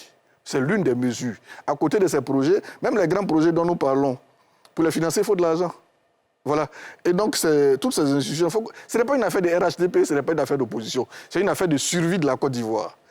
Si cette crise doit durer jusqu'en 2030, à cette allure-là, on ne tiendra pas. Donc, toutes ces institutions, on a leur budget qui existe. Hein. Officiellement, les budgets de la loi fiscale. On sait combien nous revient telle institution, telle institution, telle institution. À partir des différentes activités de ces institutions, quelles sont les institutions qui pourraient fusionner? Quelles sont les activités dont on pourrait réduire le budget de fonctionnement? Quelles sont les activités, les institutions qui pourraient... Moi, le Sénat, moi, ça peut disparaître. Le Conseil économique et social, ça peut disparaître. Je ne vois pas l'incidence sur la vie de la Côte d'Ivoire. Il faut enrichir peut-être les tâches d'une autre institution qu'on mettra en place. Ça peut être l'Assemblée nationale, ça peut être la grande médiature qui se pose sur les questions environnementales, quand on connaît les crises liées aux fonciers en Côte d'Ivoire, etc., etc. On ne peut pas maintenir les mêmes institutions, leur budget, le train que cela répercute, et nous autres, chaque jour, il faut serrer la ceinture, parce que le carburant, ce ne sont pas que les transporteurs qui les payent, il y a des particuliers. Si les commerçants, les transporteurs ont eu des promesses de l'État de sorte à ce qu'ils ne subissent pas cette crise. Et les particuliers qui payent le carburant, qui ne sont pas fonctionnaires, donc ils n'ont pas eu d'augmentation salariale. D'accord. Professeur Dion, on ne vous a pas encore entendu sur la question. Oui, d'accord. Je retiens de tout ça qu'on attend de nos dirigeants de la justesse et de la justice. C'est important. Aucun expert ne viendra dire « voilà ce que j'ai dit ». Parce qu'il faut faire le départ de ce qui relève de la propagande politicienne en temps de campagne et de ce qui relève de la gouvernance in situ. Voilà. C'est-à-dire que quand on veut quelque chose, on peut tout promettre. On dit tout ce qui est bon, on dit tout ce qui est beau, on fait flèche de tout bois. C'est ce que vos experts là ont fait. Et dans tous les partis politiques, ça se fait. Mais quand on est en situation de gouvernance, on est confronté à la réalité et on doit avancer avec justesse et avec justice. Le gouvernement dit, nous sommes en Afrique, l'Afrique est dans le monde, ce qui se passe dans le monde nous impacte. Nous tenons jusqu'à maintenant, nous subventionnons. Pour ce qu'on vient de voir, je crois qu'on parle de 13 milliards au moins de subventions, pour qu'on s'arrête à 60 francs. Mais comme il dit, on ne maîtrise pas tous ces facteurs exogènes, toutes ces externalités. Donc, la bonne question qu'on a posée tout à l'heure, c'est jusqu'à quand? Dans le jusqu'à quand, comment l'État se prépare si on vit une situation pire? C'est pour ça que toutes ces propositions, il me semble, sont en train d'être faites. C'est cela. Tout est question de gouvernance et je pense qu'on peut quand même accepter le fait que ceux qui nous dirigent sont conscients de cela et qu'ils se préparent, ils anticipent, et le jour où il y aura nécessité de se débarrasser de telle structure, de telle autre structure, de tel autre ectoplasme, pour que l'État puisse tenir dans ce que nous sommes en train de vouloir pour notre pays, mais je crois que ça se fera. Mais sinon, il est important qu'en termes de gouvernance, de noter que notre gouvernement est en train de faire les efforts pour que les effets se ressentent pas avec l'ampleur que nous voyons venir. Et il me semble que les transporteurs eux-mêmes, Kouyo l'a rappelé tout à l'heure, ont pris un certain nombre d'engagements pour que cela n'impacte pas la vie de tous les jours.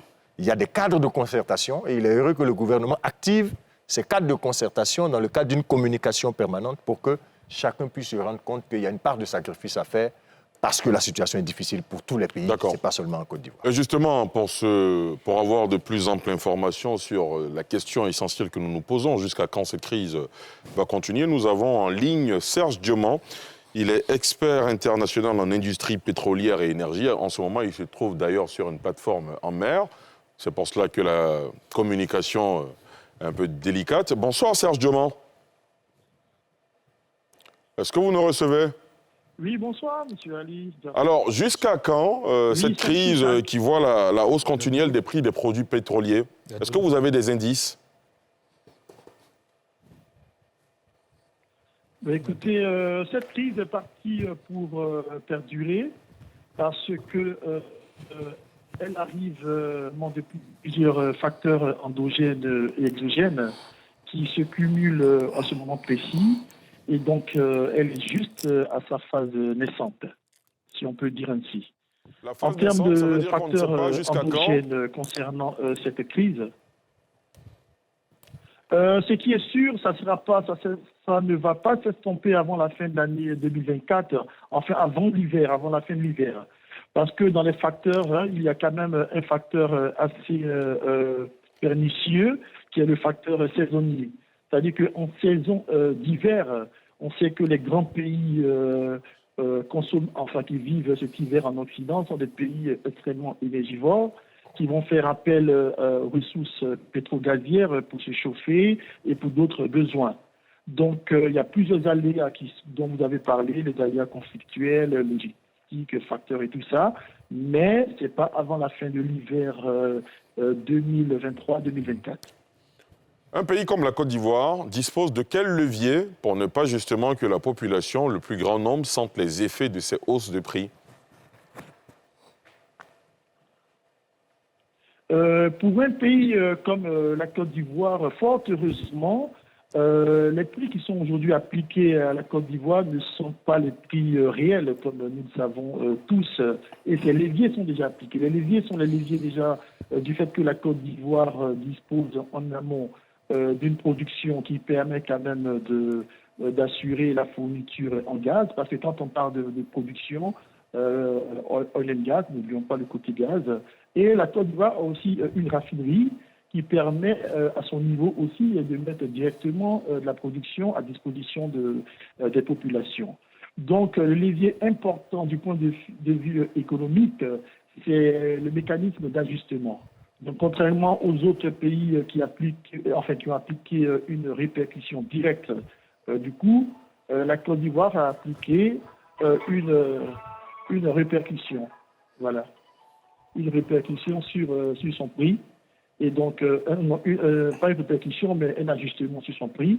Et l'ajustement, ça allège en fait l'effet de la hausse pour la population. D'accord. En tout cas, merci beaucoup pour ces précisions, Serge Diomand. Et bonne continuation sur la plateforme sur laquelle vous vous retrouvez en mer. Merci d'avoir accepté de partager ces quelques informations avec nous. Messieurs, nous allons marquer une courte pause et revenir juste après. Port autonome d'Abidjan, une référence internationale. La SODEMI, la porte d'entrée du secteur minier ivoirien. Retour sur le plateau de NCI 360. Nous terminons à présent la deuxième partie de cette émission consacrée justement au développement sur la hausse des prix du carburant en Côte d'Ivoire. Docteur Koné, vous nous disiez tout à l'heure qu'il y avait un lien entre la fluctuation de certaines devises notamment. Bien sûr, avec tout à l'heure, M. Couillot a effectivement parlé de l'augmentation en 2020, je crois, que le baril était passé à $147 et qu'on avait 2008, voilà, $147 et qu'on n'avait pas ressenti énormément les effets. La raison, elle est simple, sans être forcément un expert. Il faut rappeler que l'euro était beaucoup plus fort que le dollar à cette époque-là. Ce qui n'est pas le cas aujourd'hui. Ce qui n'est plus le cas aujourd'hui. L'euro, a une parité plus ou moins égale au dollar. Donc cela se ressent bien effectivement sur la hausse de ces prix-là qu'on n'arrive pas à juguler sur le plan national. Concernant les solutions qu'on peut proposer, c'est peut-être le lieu et le moment d'inciter le gouvernement ivoirien à passer à une offre, à une diversité de l'offre énergétique. On pourrait saisir, n'est-ce pas, ces différents courants contraires qui viennent de l'extérieur pour proposer l'énergie éolienne, pour proposer le développement, n'est-ce pas, du biocarburant. Voilà.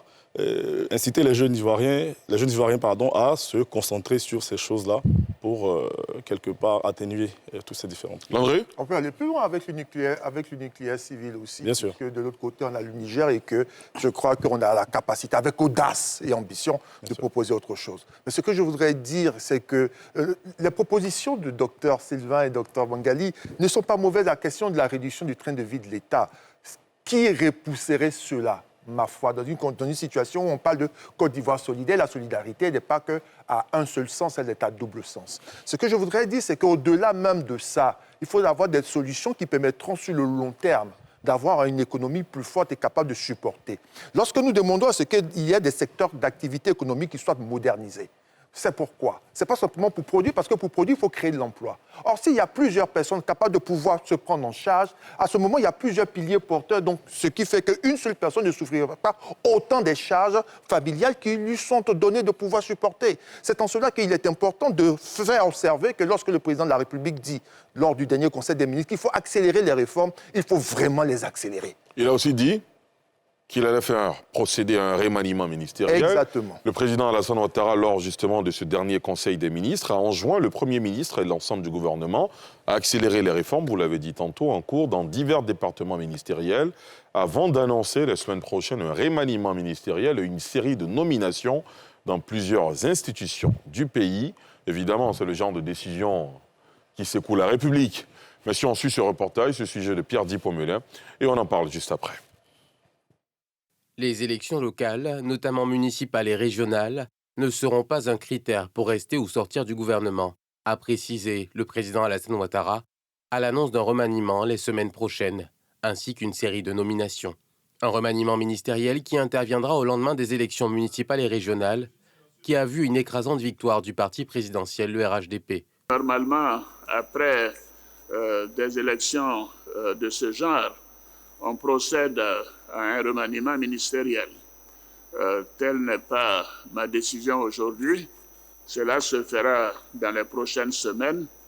En attendant, je vous encourage à continuer le travail qui est fait en toute sérénité. Je voudrais dire que, bien sûr, les élections locales ne sont pas un critère de rester au gouvernement ou pas. C'est en général les élections parlementaires, les élections législatives et les élections sénatoriales. Je procéderai la semaine prochaine à des nominations de présidents d'institutions.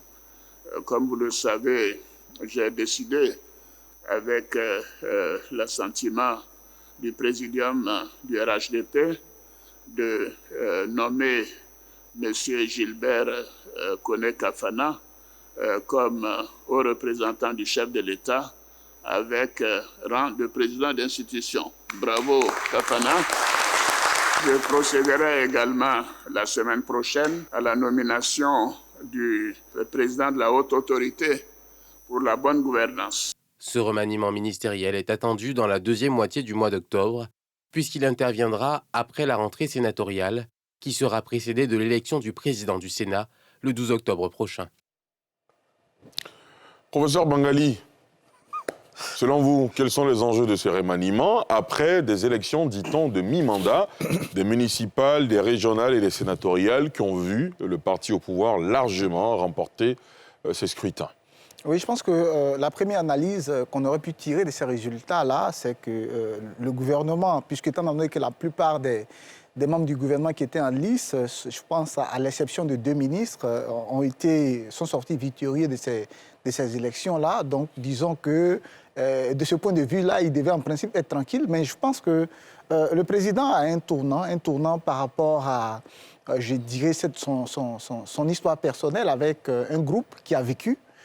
Je considère, moi, personnellement, que cette équipe qui s'est formée après son accession à la magistrature suprême a été constituée sur la base d'un principe de reconnaissance de l'engagement politique de beaucoup d'entre eux qui ont été des compagnons de route qui l'ont porté jusqu'à la magistrature suprême. Donc, ils ont eu au moins 10 ans pour, disons, exploiter ce filon de la reconnaissance de l'homme. Mais aujourd'hui, la Côte d'Ivoire un tournant majeur, je dirais, de restructuration de son économie. Et dernièrement, il y a eu un financement qui a été accordé par la Banque mondiale dans le sens du rebasculement vers, en tout cas, un renforcement du secteur secondaire et tertiaire de l'économie ivoirienne. Et aujourd'hui, on s'engage dans un tournant où le président a plus besoin d'un gouvernement de technocrates que plutôt d'un gouvernement de fidèles politiques, et je pense qu'ils ont fait leur temps. En fonction de la tournure que va prendre ce remaniement aussi, on saura si le président a l'intention de se porter candidat pour 2025 ou pas. Parce que quand généralement on forme un gouvernement, à l'intérieur, il y a ce qu'on appelle des écuries. Des écuries où en tout cas certains leaders à l'intérieur du parti politique qui, en fonction, je dirais, du nombre de fidèles qu'ils arrivent à constituer autour de leurs ambitions, ont une certaine position dans les institutions de l'État qui leur donne de nourrir des ambitions, de développer donc des agendas cachés. Et donc, en fonction de la configuration du président, est-ce qu'il fait table rase de toutes ces logiques de positionnement de certains classiques de son parti, ou il décide au contraire, finalement, d'opérer une rupture? Une rupture parce que, comme je l'ai dit, il a un tournant de son histoire personnelle à la tête de l'institution de la Côte d'Ivoire. Est-ce qu'il décide aujourd'hui de se retirer du jeu politique? Dans ce cas, il met en position celui qui éventuellement est son héritier politique, ou au contraire, il décide de remplir en 2025. Dans ce cas-là, il a aussi une vision qui doit correspondre à ses ambitions. Donc, je pense qu'on est un peu amené à brasser un peu de l'air parce qu'on ne se trouve pas dans sa tête. On ne sait pas qu'est-ce qui le motive.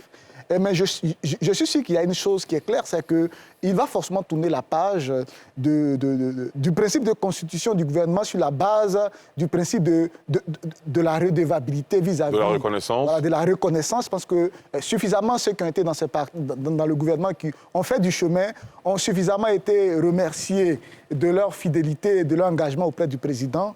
Et il va falloir pour eux aujourd'hui aller vers d'autres institutions, passer la main à une nouvelle génération qui sera amenée donc à conduire la suite de l'action du gouvernement selon le principe de contrat de performance. D'accord. Docteur Koné? Oui, j'ai du mal à croire que le président avait récompensé des personnalités en les nommant ministres. J'ai du mal à le croire. Quand on regarde les résultats des différents gouvernements qui se sont succédés depuis son accession au pouvoir, on peut quand même dresser un bilan assez positif. Je pense que les causes d'un remaniement ministériel sont peut-être pour redynamiser l'équipe gouvernementale. C'est peut-être aussi pour essayer d'accélérer l'action gouvernementale, sans forcément être dans la tête du président. Je pense fondamentalement que ce remaniement-là a peut-être lieu d'être. Il se justifie quelque part, mais je crois en ses choix judicieux. Et je crois que les choix qu'il va faire, qu'il continue de faire, seront pour continuer à servir la Côte d'Ivoire. D'accord. Augustin? Alors, de façon générale, quand on doit faire un gouvernement, on demande au Premier ministre de rendre sa démission, de rendre la démission de son gouvernement. Or, aujourd'hui, le président de la République, il a surpris tout le monde. En début du Conseil des ministres, selon les informations que nous avons eues, il a demandé aux gens de rappeler les journalistes, voilà, pour qu'ils fassent une déclaration pour dire qu'il va faire un nouveau gouvernement. Il va faire un nouveau gouvernement. Donc voilà, c'est quelque chose qui a surpris plus d'un. Il y a des confidences cocasses qu'on ne dira pas ici, mais ça a vraiment, je pense que, en tout cas, ça a vraiment surpris tous les ministres et donc chacun a commencé à penser à son avenir immédiat et malheureusement, ils sont encore là pour quelques jours jusqu'après le 12. Pourquoi malheureusement? Je dis malheureusement parce qu'ils vont venir au conseil, ils vont aller au bureau en se demandant s'ils doivent travailler. Si l'aventure va continuer. Ou bien s'ils doivent pas. Voilà, il faut réunir leurs fidèles autour d'eux. Bon, écoutez, voilà, on est là, mais bon, on n'est pas là. Vous ne savez, on ne sait plus où on va. Donc voilà. Et je ne sais même plus. Dans la semaine, là, je pense que ce sera une semaine morte. Une semaine morte, mais ça a l'avantage de prévenir les gens que de les surprendre. Ça a l'avantage de prévenir les gens que, bon, ils peuvent ne pas être reconduits. Maintenant, les enjeux, moi, je pense que l'élément essentiel devrait être la lutte contre, du prochain gouvernement, ça devrait être la lutte contre la vie chère. Voilà, je pense qu'ils ont déjà tenté de faire ça avec le PS Gouv.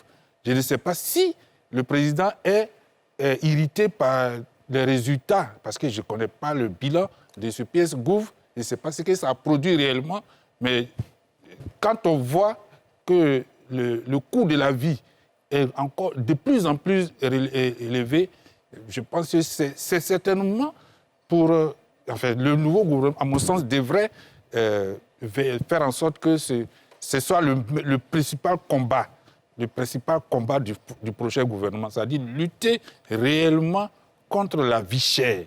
Lutter réellement contre la vie chère. Bon, beaucoup ont dit ici qu'on ne peut pas... on ne peut rien faire contre le coût du pétrole parce que ça nous tombe là-dessus. OK, il n'y a pas de problème. Mais qu'est-ce qu'on fait entre-temps pour que les gens ne puissent pas descendre dans la rue?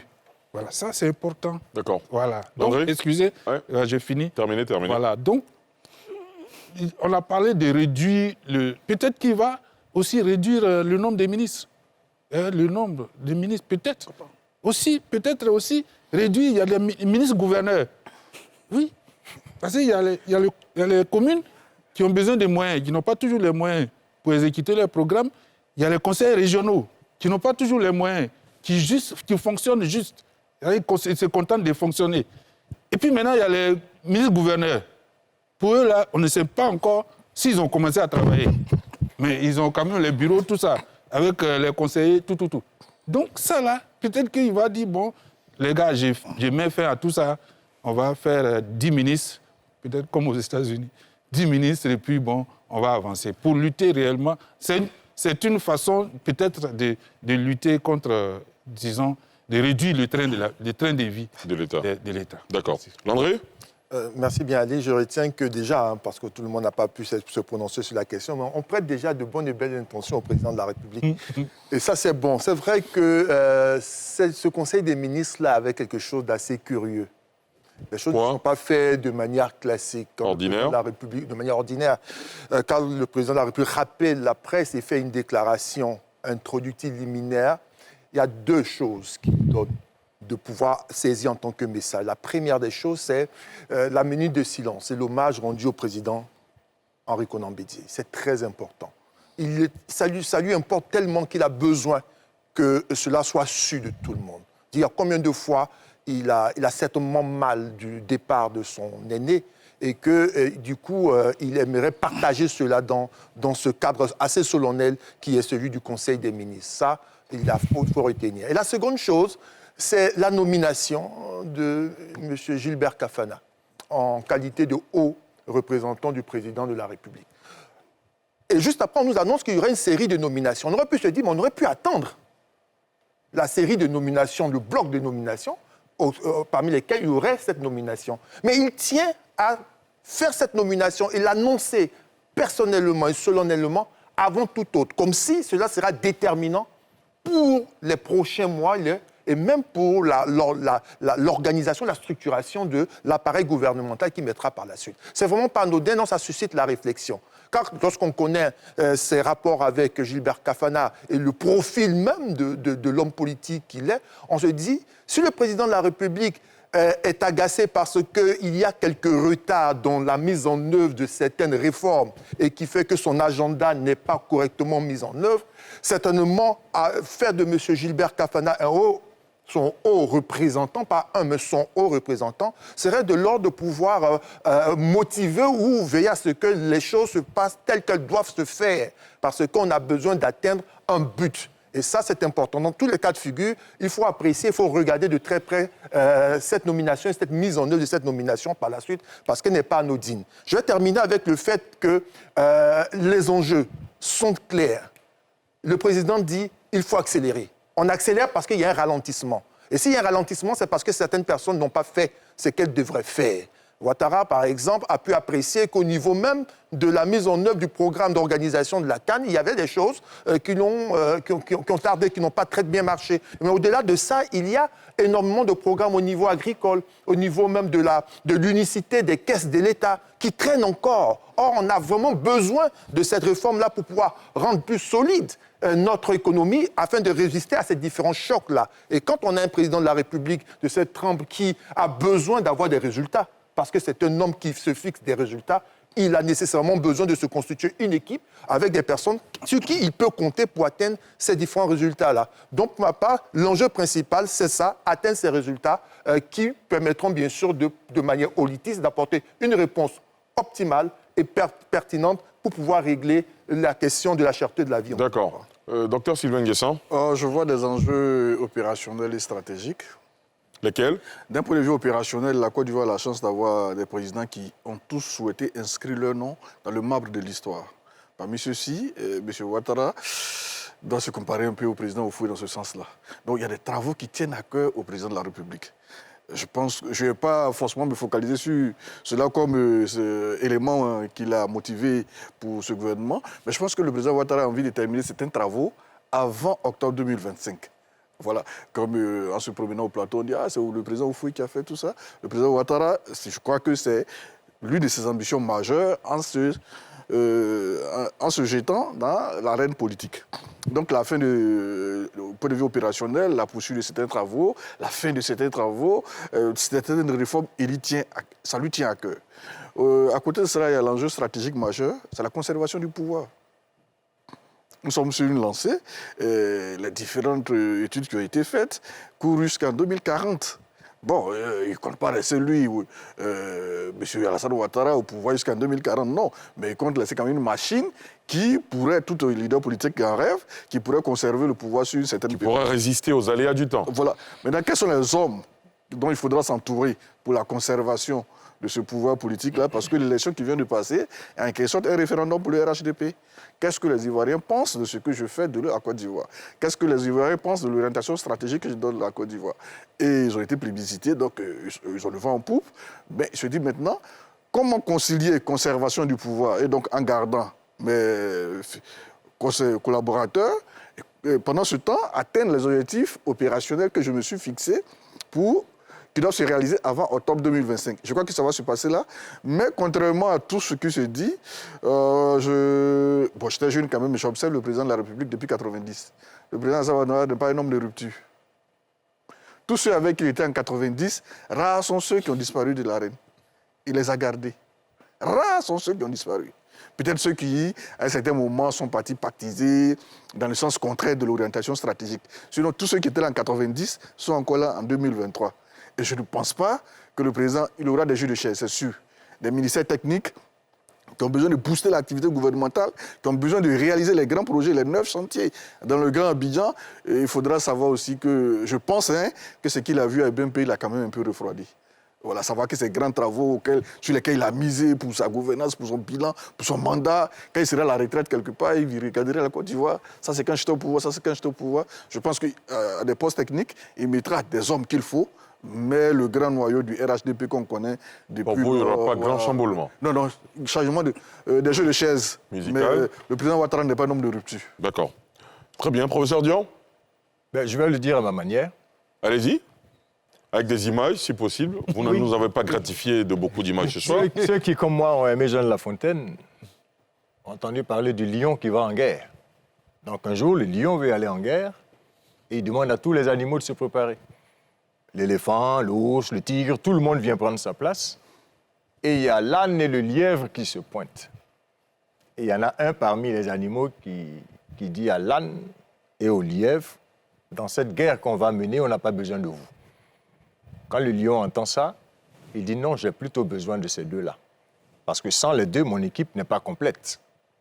Parce qu'il y a parmi vous, personne ne peut braire autant que l'âne pour sonner la trompette. Et parmi vous, personne n'est aussi rapide que le lièvre pour aller donner les informations à toutes les équipes qui sont sur le terrain.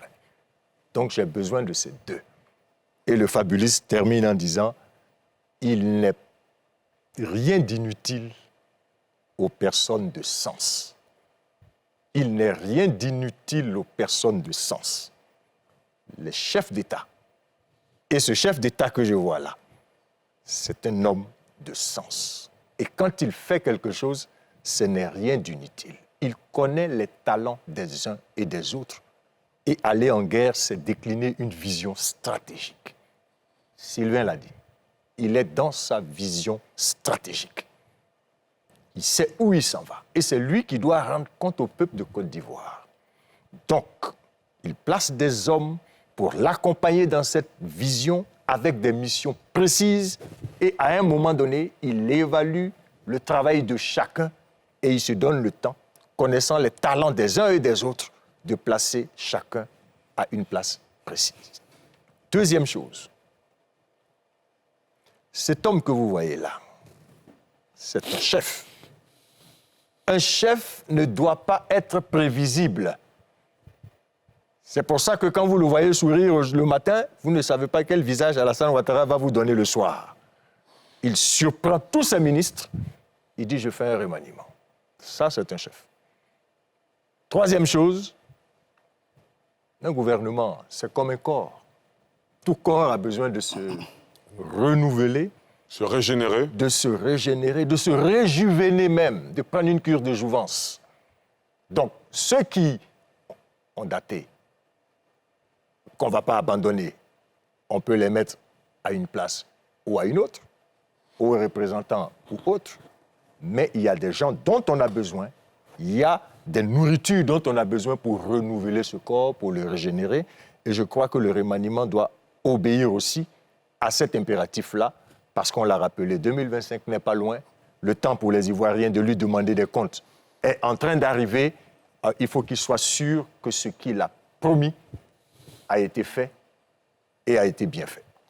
Merci beaucoup, messieurs. Nous allons à présent évoquer, pour terminer cette émission, les relations entre la Côte d'Ivoire et le Burkina Faso. Vous savez que ces deux pays vivaient déjà des rapports un peu tendus depuis le coup d'État contre Roch-Marc Christian Kaboré, qui a conduit aux sanctions de la CEDEAO contre le pouvoir de transition. L'arrestation de 2 gendarmes le 19 septembre dernier en territoire burkinabé va-t-elle être un facteur de crise entre ces deux pays dans un contexte où, dans la même période, les autorités burkinabées disent avoir déjoué un coup de force?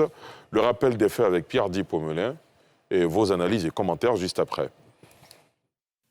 L'arrestation des 2 gendarmes ivoiriens en territoire burkinabé et leur détention à Ouagadougou a rappelé un fait, celui de l'emprisonnement des 49 militaires ivoiriens au Mali, qui avait conduit à une longue crise diplomatique.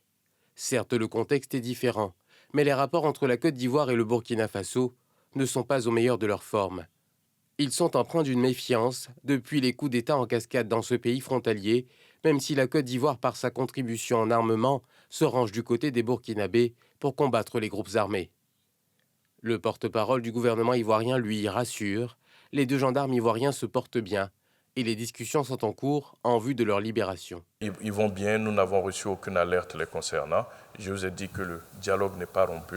Nous avons connu le cas avec des Maliens également, dans le cas des franchissements donc, des frontières. Donc ce n'est pas un phénomène qui est nouveau. Et je ne voudrais pas que l'on lie cela à l'histoire donc, des 49 soldats donc, qui ont été retenus au Mali. Ce n'est pas du tout la même chose. À la poursuite de contrebandiers et autres bandits qui pullulent dans cette zone frontalière, les 2 gendarmes ivoiriens en service à l'escadron de Bouna avaient été appréhendés sur un site d'orpaillage clandestin par les autorités burkinabées avant d'être déférés à Ouagadougou. Et nous sommes en duplex de Ouagadougou avec Hervé Dapa qui est en duplex de Ouagadougou. Hervé Dapa, bonsoir. Bonsoir Ali Derasouba et bonsoir aux débatteurs qui sont sur votre plateau. Merci beaucoup d'avoir accepté notre invitation. Comment est perçue dans l'opinion au Burkina Faso et justement auprès des autorités cette affaire des 2 gendarmes ivoiriens qui ont été arrêtés à Ouagadougou? Ou du moins qui ont été arrêtés à la frontière, qui ont été ramenés à Ouagadougou? Il faut dire que dans l'ensemble, sur le plan officiel, il n'y a pas eu de prise de parole des autorités burkinabées sur cette affaire. Pour l'instant, on fait preuve d'assez de discrétion sur cette affaire au niveau des premières autorités du pays. Et puis, au niveau de la population, c'est un peu le questionnement et puis l'étonnement. On n'est pas sûr de certaines choses et donc les gens évitent de se prononcer sur cette affaire. C'est beaucoup plus le questionnement parce qu'il n'y a pas encore eu de prise de parole officielle. C'est dans certains cercles que les débats se mènent et vous connaissez la teneur des débats, Lydia Rassouba. Bien sûr. Et le président de la transition au Burkina Faso, le capitaine Ibrahim Traoré, s'est prêté à un exercice, à une interview fleuve, où il s'est prononcé, entre autres, sur les relations entre le Burkina Faso et la Côte d'Ivoire. Est-ce que vous avez le sentiment qu'on est dans le sens d'un apaisement entre les 2 pays, d'un point de vue diplomatique? Oui, quand on entend le chef de l'État burkinabé parler, on se rend compte qu'il parle avec beaucoup de précautions et qu'il prend beaucoup de pincettes. On n'est pas forcément dans l'affrontement et on se rend compte que de part et d'autre, en tout cas au niveau des autorités burkinabées, on ne veut pas aller à une sorte de palabre entre la Côte d'Ivoire et le Burkina Faso. Vous savez que ce sont 2 pays qui sont intrinsèquement liés et que, visiblement, on a l'impression qu'en souterrain, il y a des canaux qui sont mobilisés pour essayer de faire taire ce qui pourrait advenir comme bras de fer. D'accord, très bien. Monsieur, comment vous réagissez à cette affaire des 2 gendarmes ivoiriens qui ont été arrêtés à la frontière, Landry? D'accord, merci bien Ali. Déjà, très rapidement, on n'a plus beaucoup de temps. Très rapidement, déjà, on ne sait pas, on n'a pas l'exhaustivité des faits. Dans quelles conditions se sont-ils retrouvés dans ce lieu? Étaient-ils en mission avec, bien sûr, l'ordre de leur hiérarchie ou bien ils étaient de leurs propres faits? En tout état de cause, même la question même du lieu où ils ont été appréhendés pose un problème en termes de délimitation et démarcation des frontières. Mais dans tout état de cause, il faut savoir une chose, c'est qu'il ne faut pas penser un seul instant que c'est un fait qui est anodin. À plusieurs reprises dans l'histoire des relations entre ces deux pays, même avec le Mali, il y a eu ces incursions-là. Pourquoi ? Parce qu'on est dans un cadre où les frontières ne sont pas démarquées, ne sont pas délimitées de manière formelle. Elles ne sont pas, ce n'est pas fait depuis les indépendances. Et c'est vrai que depuis quelques années, avec le Conseil national des frontières de Côte d'Ivoire, du Burkina et du Mali, il y a cet effort au niveau sous-régional de pouvoir créer une démarcation, une délimitation de manière formelle, donc matérialiser nos différentes frontières. Et là où je suis davantage plus convaincu sur le fait qu'on ne va pas vers le sens d'une crise, c'est qu'il y a une coopération constante qui se fait, et même du 25 au 26 septembre dernier, nos autorités en charge de la question de la gestion intégrée des frontières se retrouvaient à Ouagadougou à l'effet de pouvoir travailler sur les questions qui nous permettraient de pouvoir tracer des frontières. La semaine prochaine, ils seront à Bamako. Donc, on a un fait qui a besoin d'être éclairé, mais qui ne va pas forcément déboucher sur une crise, mais qui nous ouvre les yeux sur la nécessité d'avoir une meilleure politique en matière de gestion intégrée de nos frontières, de sorte que nous puissions juguler les différents problèmes que cela fait ressortir au niveau des populations qui vivent dans ces zones frontalières. Vous disiez, on ne sait pas dans quelles conditions ils se sont retrouvés là-bas. Selon l'information officielle, ils pourchassaient des orpailleurs clandestins. Et finalement, ils se sont retrouvés dans cette zone, au sujet de laquelle, justement, les frontières ne sont pas très bien délimitées. Dans la fameuse zone de No Man's Land, là, où aucun pays n'a réellement la possibilité de faire jouer son droit et sa force. D'accord, Landry. Docteur Sylvain Nguessan ? Oui, c'est la difficulté du tracé des frontières, avec tous les pays d'ailleurs, hein, avec le Ghana. Là où les frontières sont vraiment visibles, c'est là où il y a des fleuves. Là, on vous dit, ici, c'est la Côte d'Ivoire, là-bas, c'est le Libéria. Sinon, le reste, c'est un peu difficile. Bon, on a d'assez bonnes relations avec le Burkina Faso. On espère que l'option diplomatique va l'emporter, que ça ne va pas dégénérer, que ça ne va pas prendre certaines tournures. C'est tout le souhait qu'on peut mettre dans cette affaire-là. Absolument. Augustin ? Ça rappelle forcément la crise des 49 militaires ivoiriens sur le territoire malien. Beaucoup de gens avaient pensé que, ces deux pays frères, voisins, et que c'est quelque chose qui allait se régler très rapidement.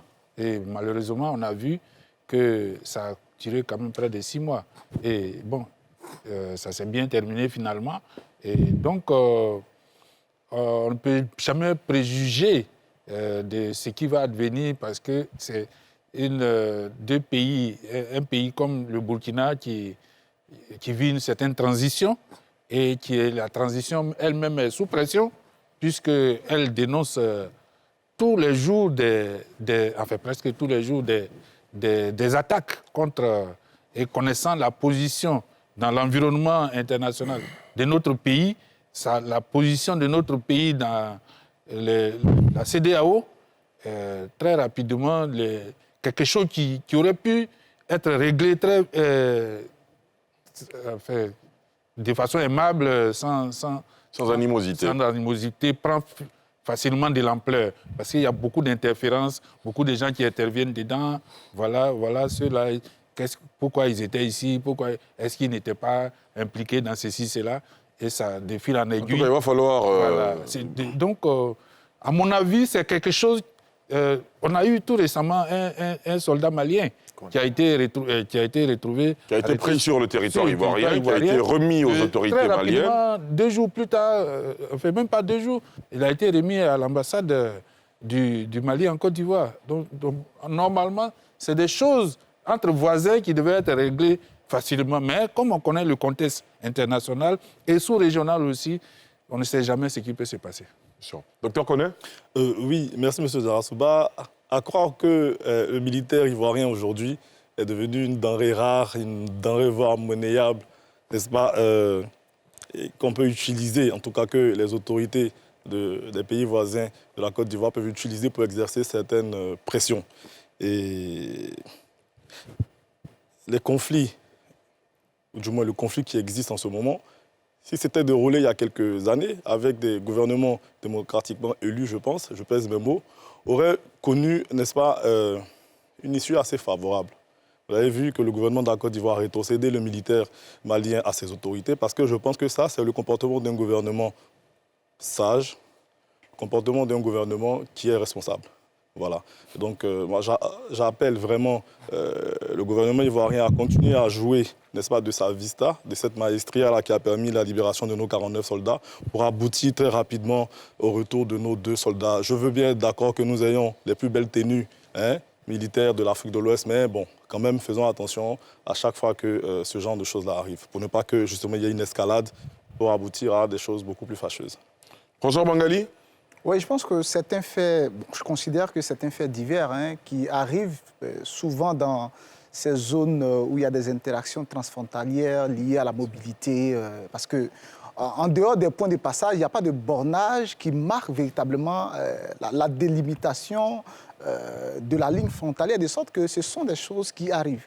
Après, ça arrive dans un contexte tel qu'aujourd'hui, disons, il y a des frictions entre Abidjan et Ouagadougou, mais quand vous écoutez de chaque côté des 2 frontières, il y a un discours, sinon un silence sur le dossier, donc on évite de prêter des intentions à chacun. Là où, justement, il y a eu des voix qui se sont élevées pour tenter d'instrumentaliser ce fait ordinaire-là, c'est au niveau surtout des activistes, donc de la rumeur publique du côté burkinabé. Je considère que cela peut se comprendre parce que chacun essaie d'interpréter à sa façon le silence de l'État. Voilà. Donc je pense qu'il faut laisser la latitude aux 2 États de se parler et puis à travers des canaux diplomatiques, voilà, de régler ce fait ordinaire dans la zone frontalière. Il y a eu quelques années en arrière, il y a eu un soldat guinéen qui a été arrêté du côté de la frontière ivoirienne, qui a été remis par la suite aux autorités du pays. Et encore, pendant le mois passé, donc le 25 septembre, un soldat malien qui était venu s'approvisionner en alcool frélaté du côté ivoirien a été arraisonné. Il était habillé en civil et sans pièce d'identité. Mais étant donné que ses collègues du côté ivoirien, parce que justement il y a ces interactions, on le connaissait de visu, donc il a été arrêté, conduit à Abidjan. Et dans les jours qui ont suivi, il a été remis à l'attaché militaire de l'ambassade du Mali, qui a pu vérifier, authentifier son identité, confirmer que c'est effectivement un soldat malien. Et donc, il a été par la suite rapatrié vers son territoire. Donc, je pense que ce sont des faits qui arrivent couramment. Donc, il n'y a pas de raison d'instrumentaliser politiquement cela. Et je pense que ça ne contribue pas à l'apaisement de la relation entre 2 pays qui sont condamnés à avoir des relations de voisinage du fait voilà, de la proximité des peuples. Donc, on a trop de liens pour que ce genre de détails-là viennent créer des tensions inutiles. Bien sûr. Professeur Dion? Oui, avec un peu de bonne foi, en principe, ça devrait pouvoir se régler.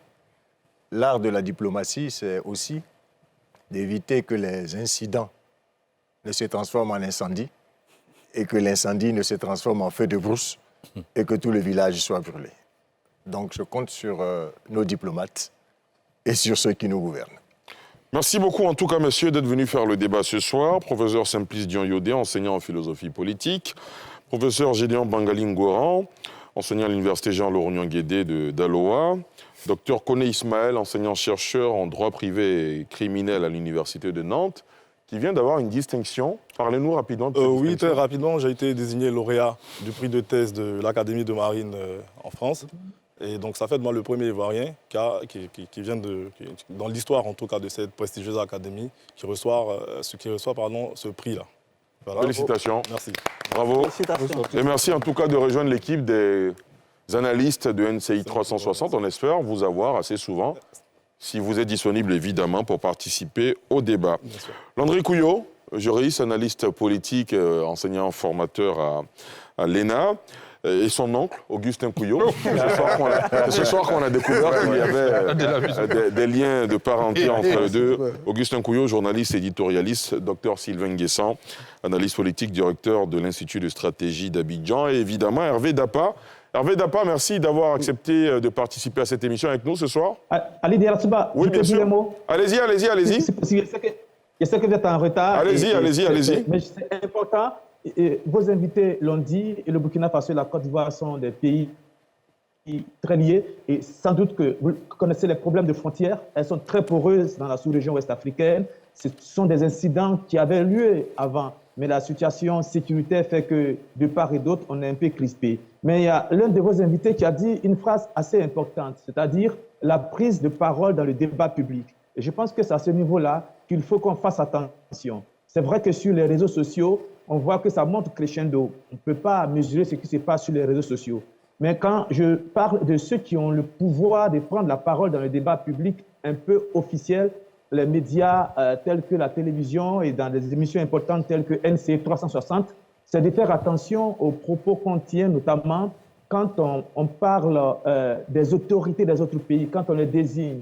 Il faut faire attention parce que nous sommes des êtres humains et vous savez que tout ce qui touche à la nationalité, tout ce qui touche au pays, à la race, sont des choses qui sont au-delà de la raison. Et ce sont des phrases qui peuvent blesser quand on désigne les autorités des autres pays par des noms qui ne sont pas assez amicaux, je vais dire. D'accord. Et il faut que de part et d'autre, notre responsabilité est grande. Il faut que nous puissions prendre la parole et que dans notre prise de parole, on puisse apaiser le débat public. C'est un peu ce que je voulais ajouter. D'accord, c'est entendu. J'ai envie de vous retourner les mêmes choses. Vous animez une grande émission de grande audience au Burkina Faso sur BF1. J'invite nos consultants sur NCI 360, les vôtres également, à faire preuve de retenue. Il faut être dans le juste milieu. Il ne faut pas être excessif quand on appelle, quand on qualifie les dirigeants de certains pays. Il faut le faire avec respect. En tout cas, merci beaucoup d'avoir accepté de participer à cette émission. On attend vos consultants dans nos émissions aussi. Hein. Ben, vous aussi, on les attend à Abidjan. En tout cas, merci beaucoup. Et à très bientôt. Merci, messieurs. Merci à vous, chers internautes et téléspectateurs, de nous avoir suivis. Rendez-vous demain à 19h50 dans NCI News. Excellente soirée et suite de programme sur la nouvelle chaîne ivoirienne.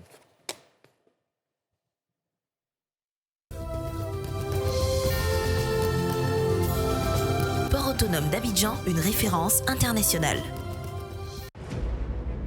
Cette émission vous a été présentée par la SODEMI, la porte d'entrée du secteur minier ivoirien.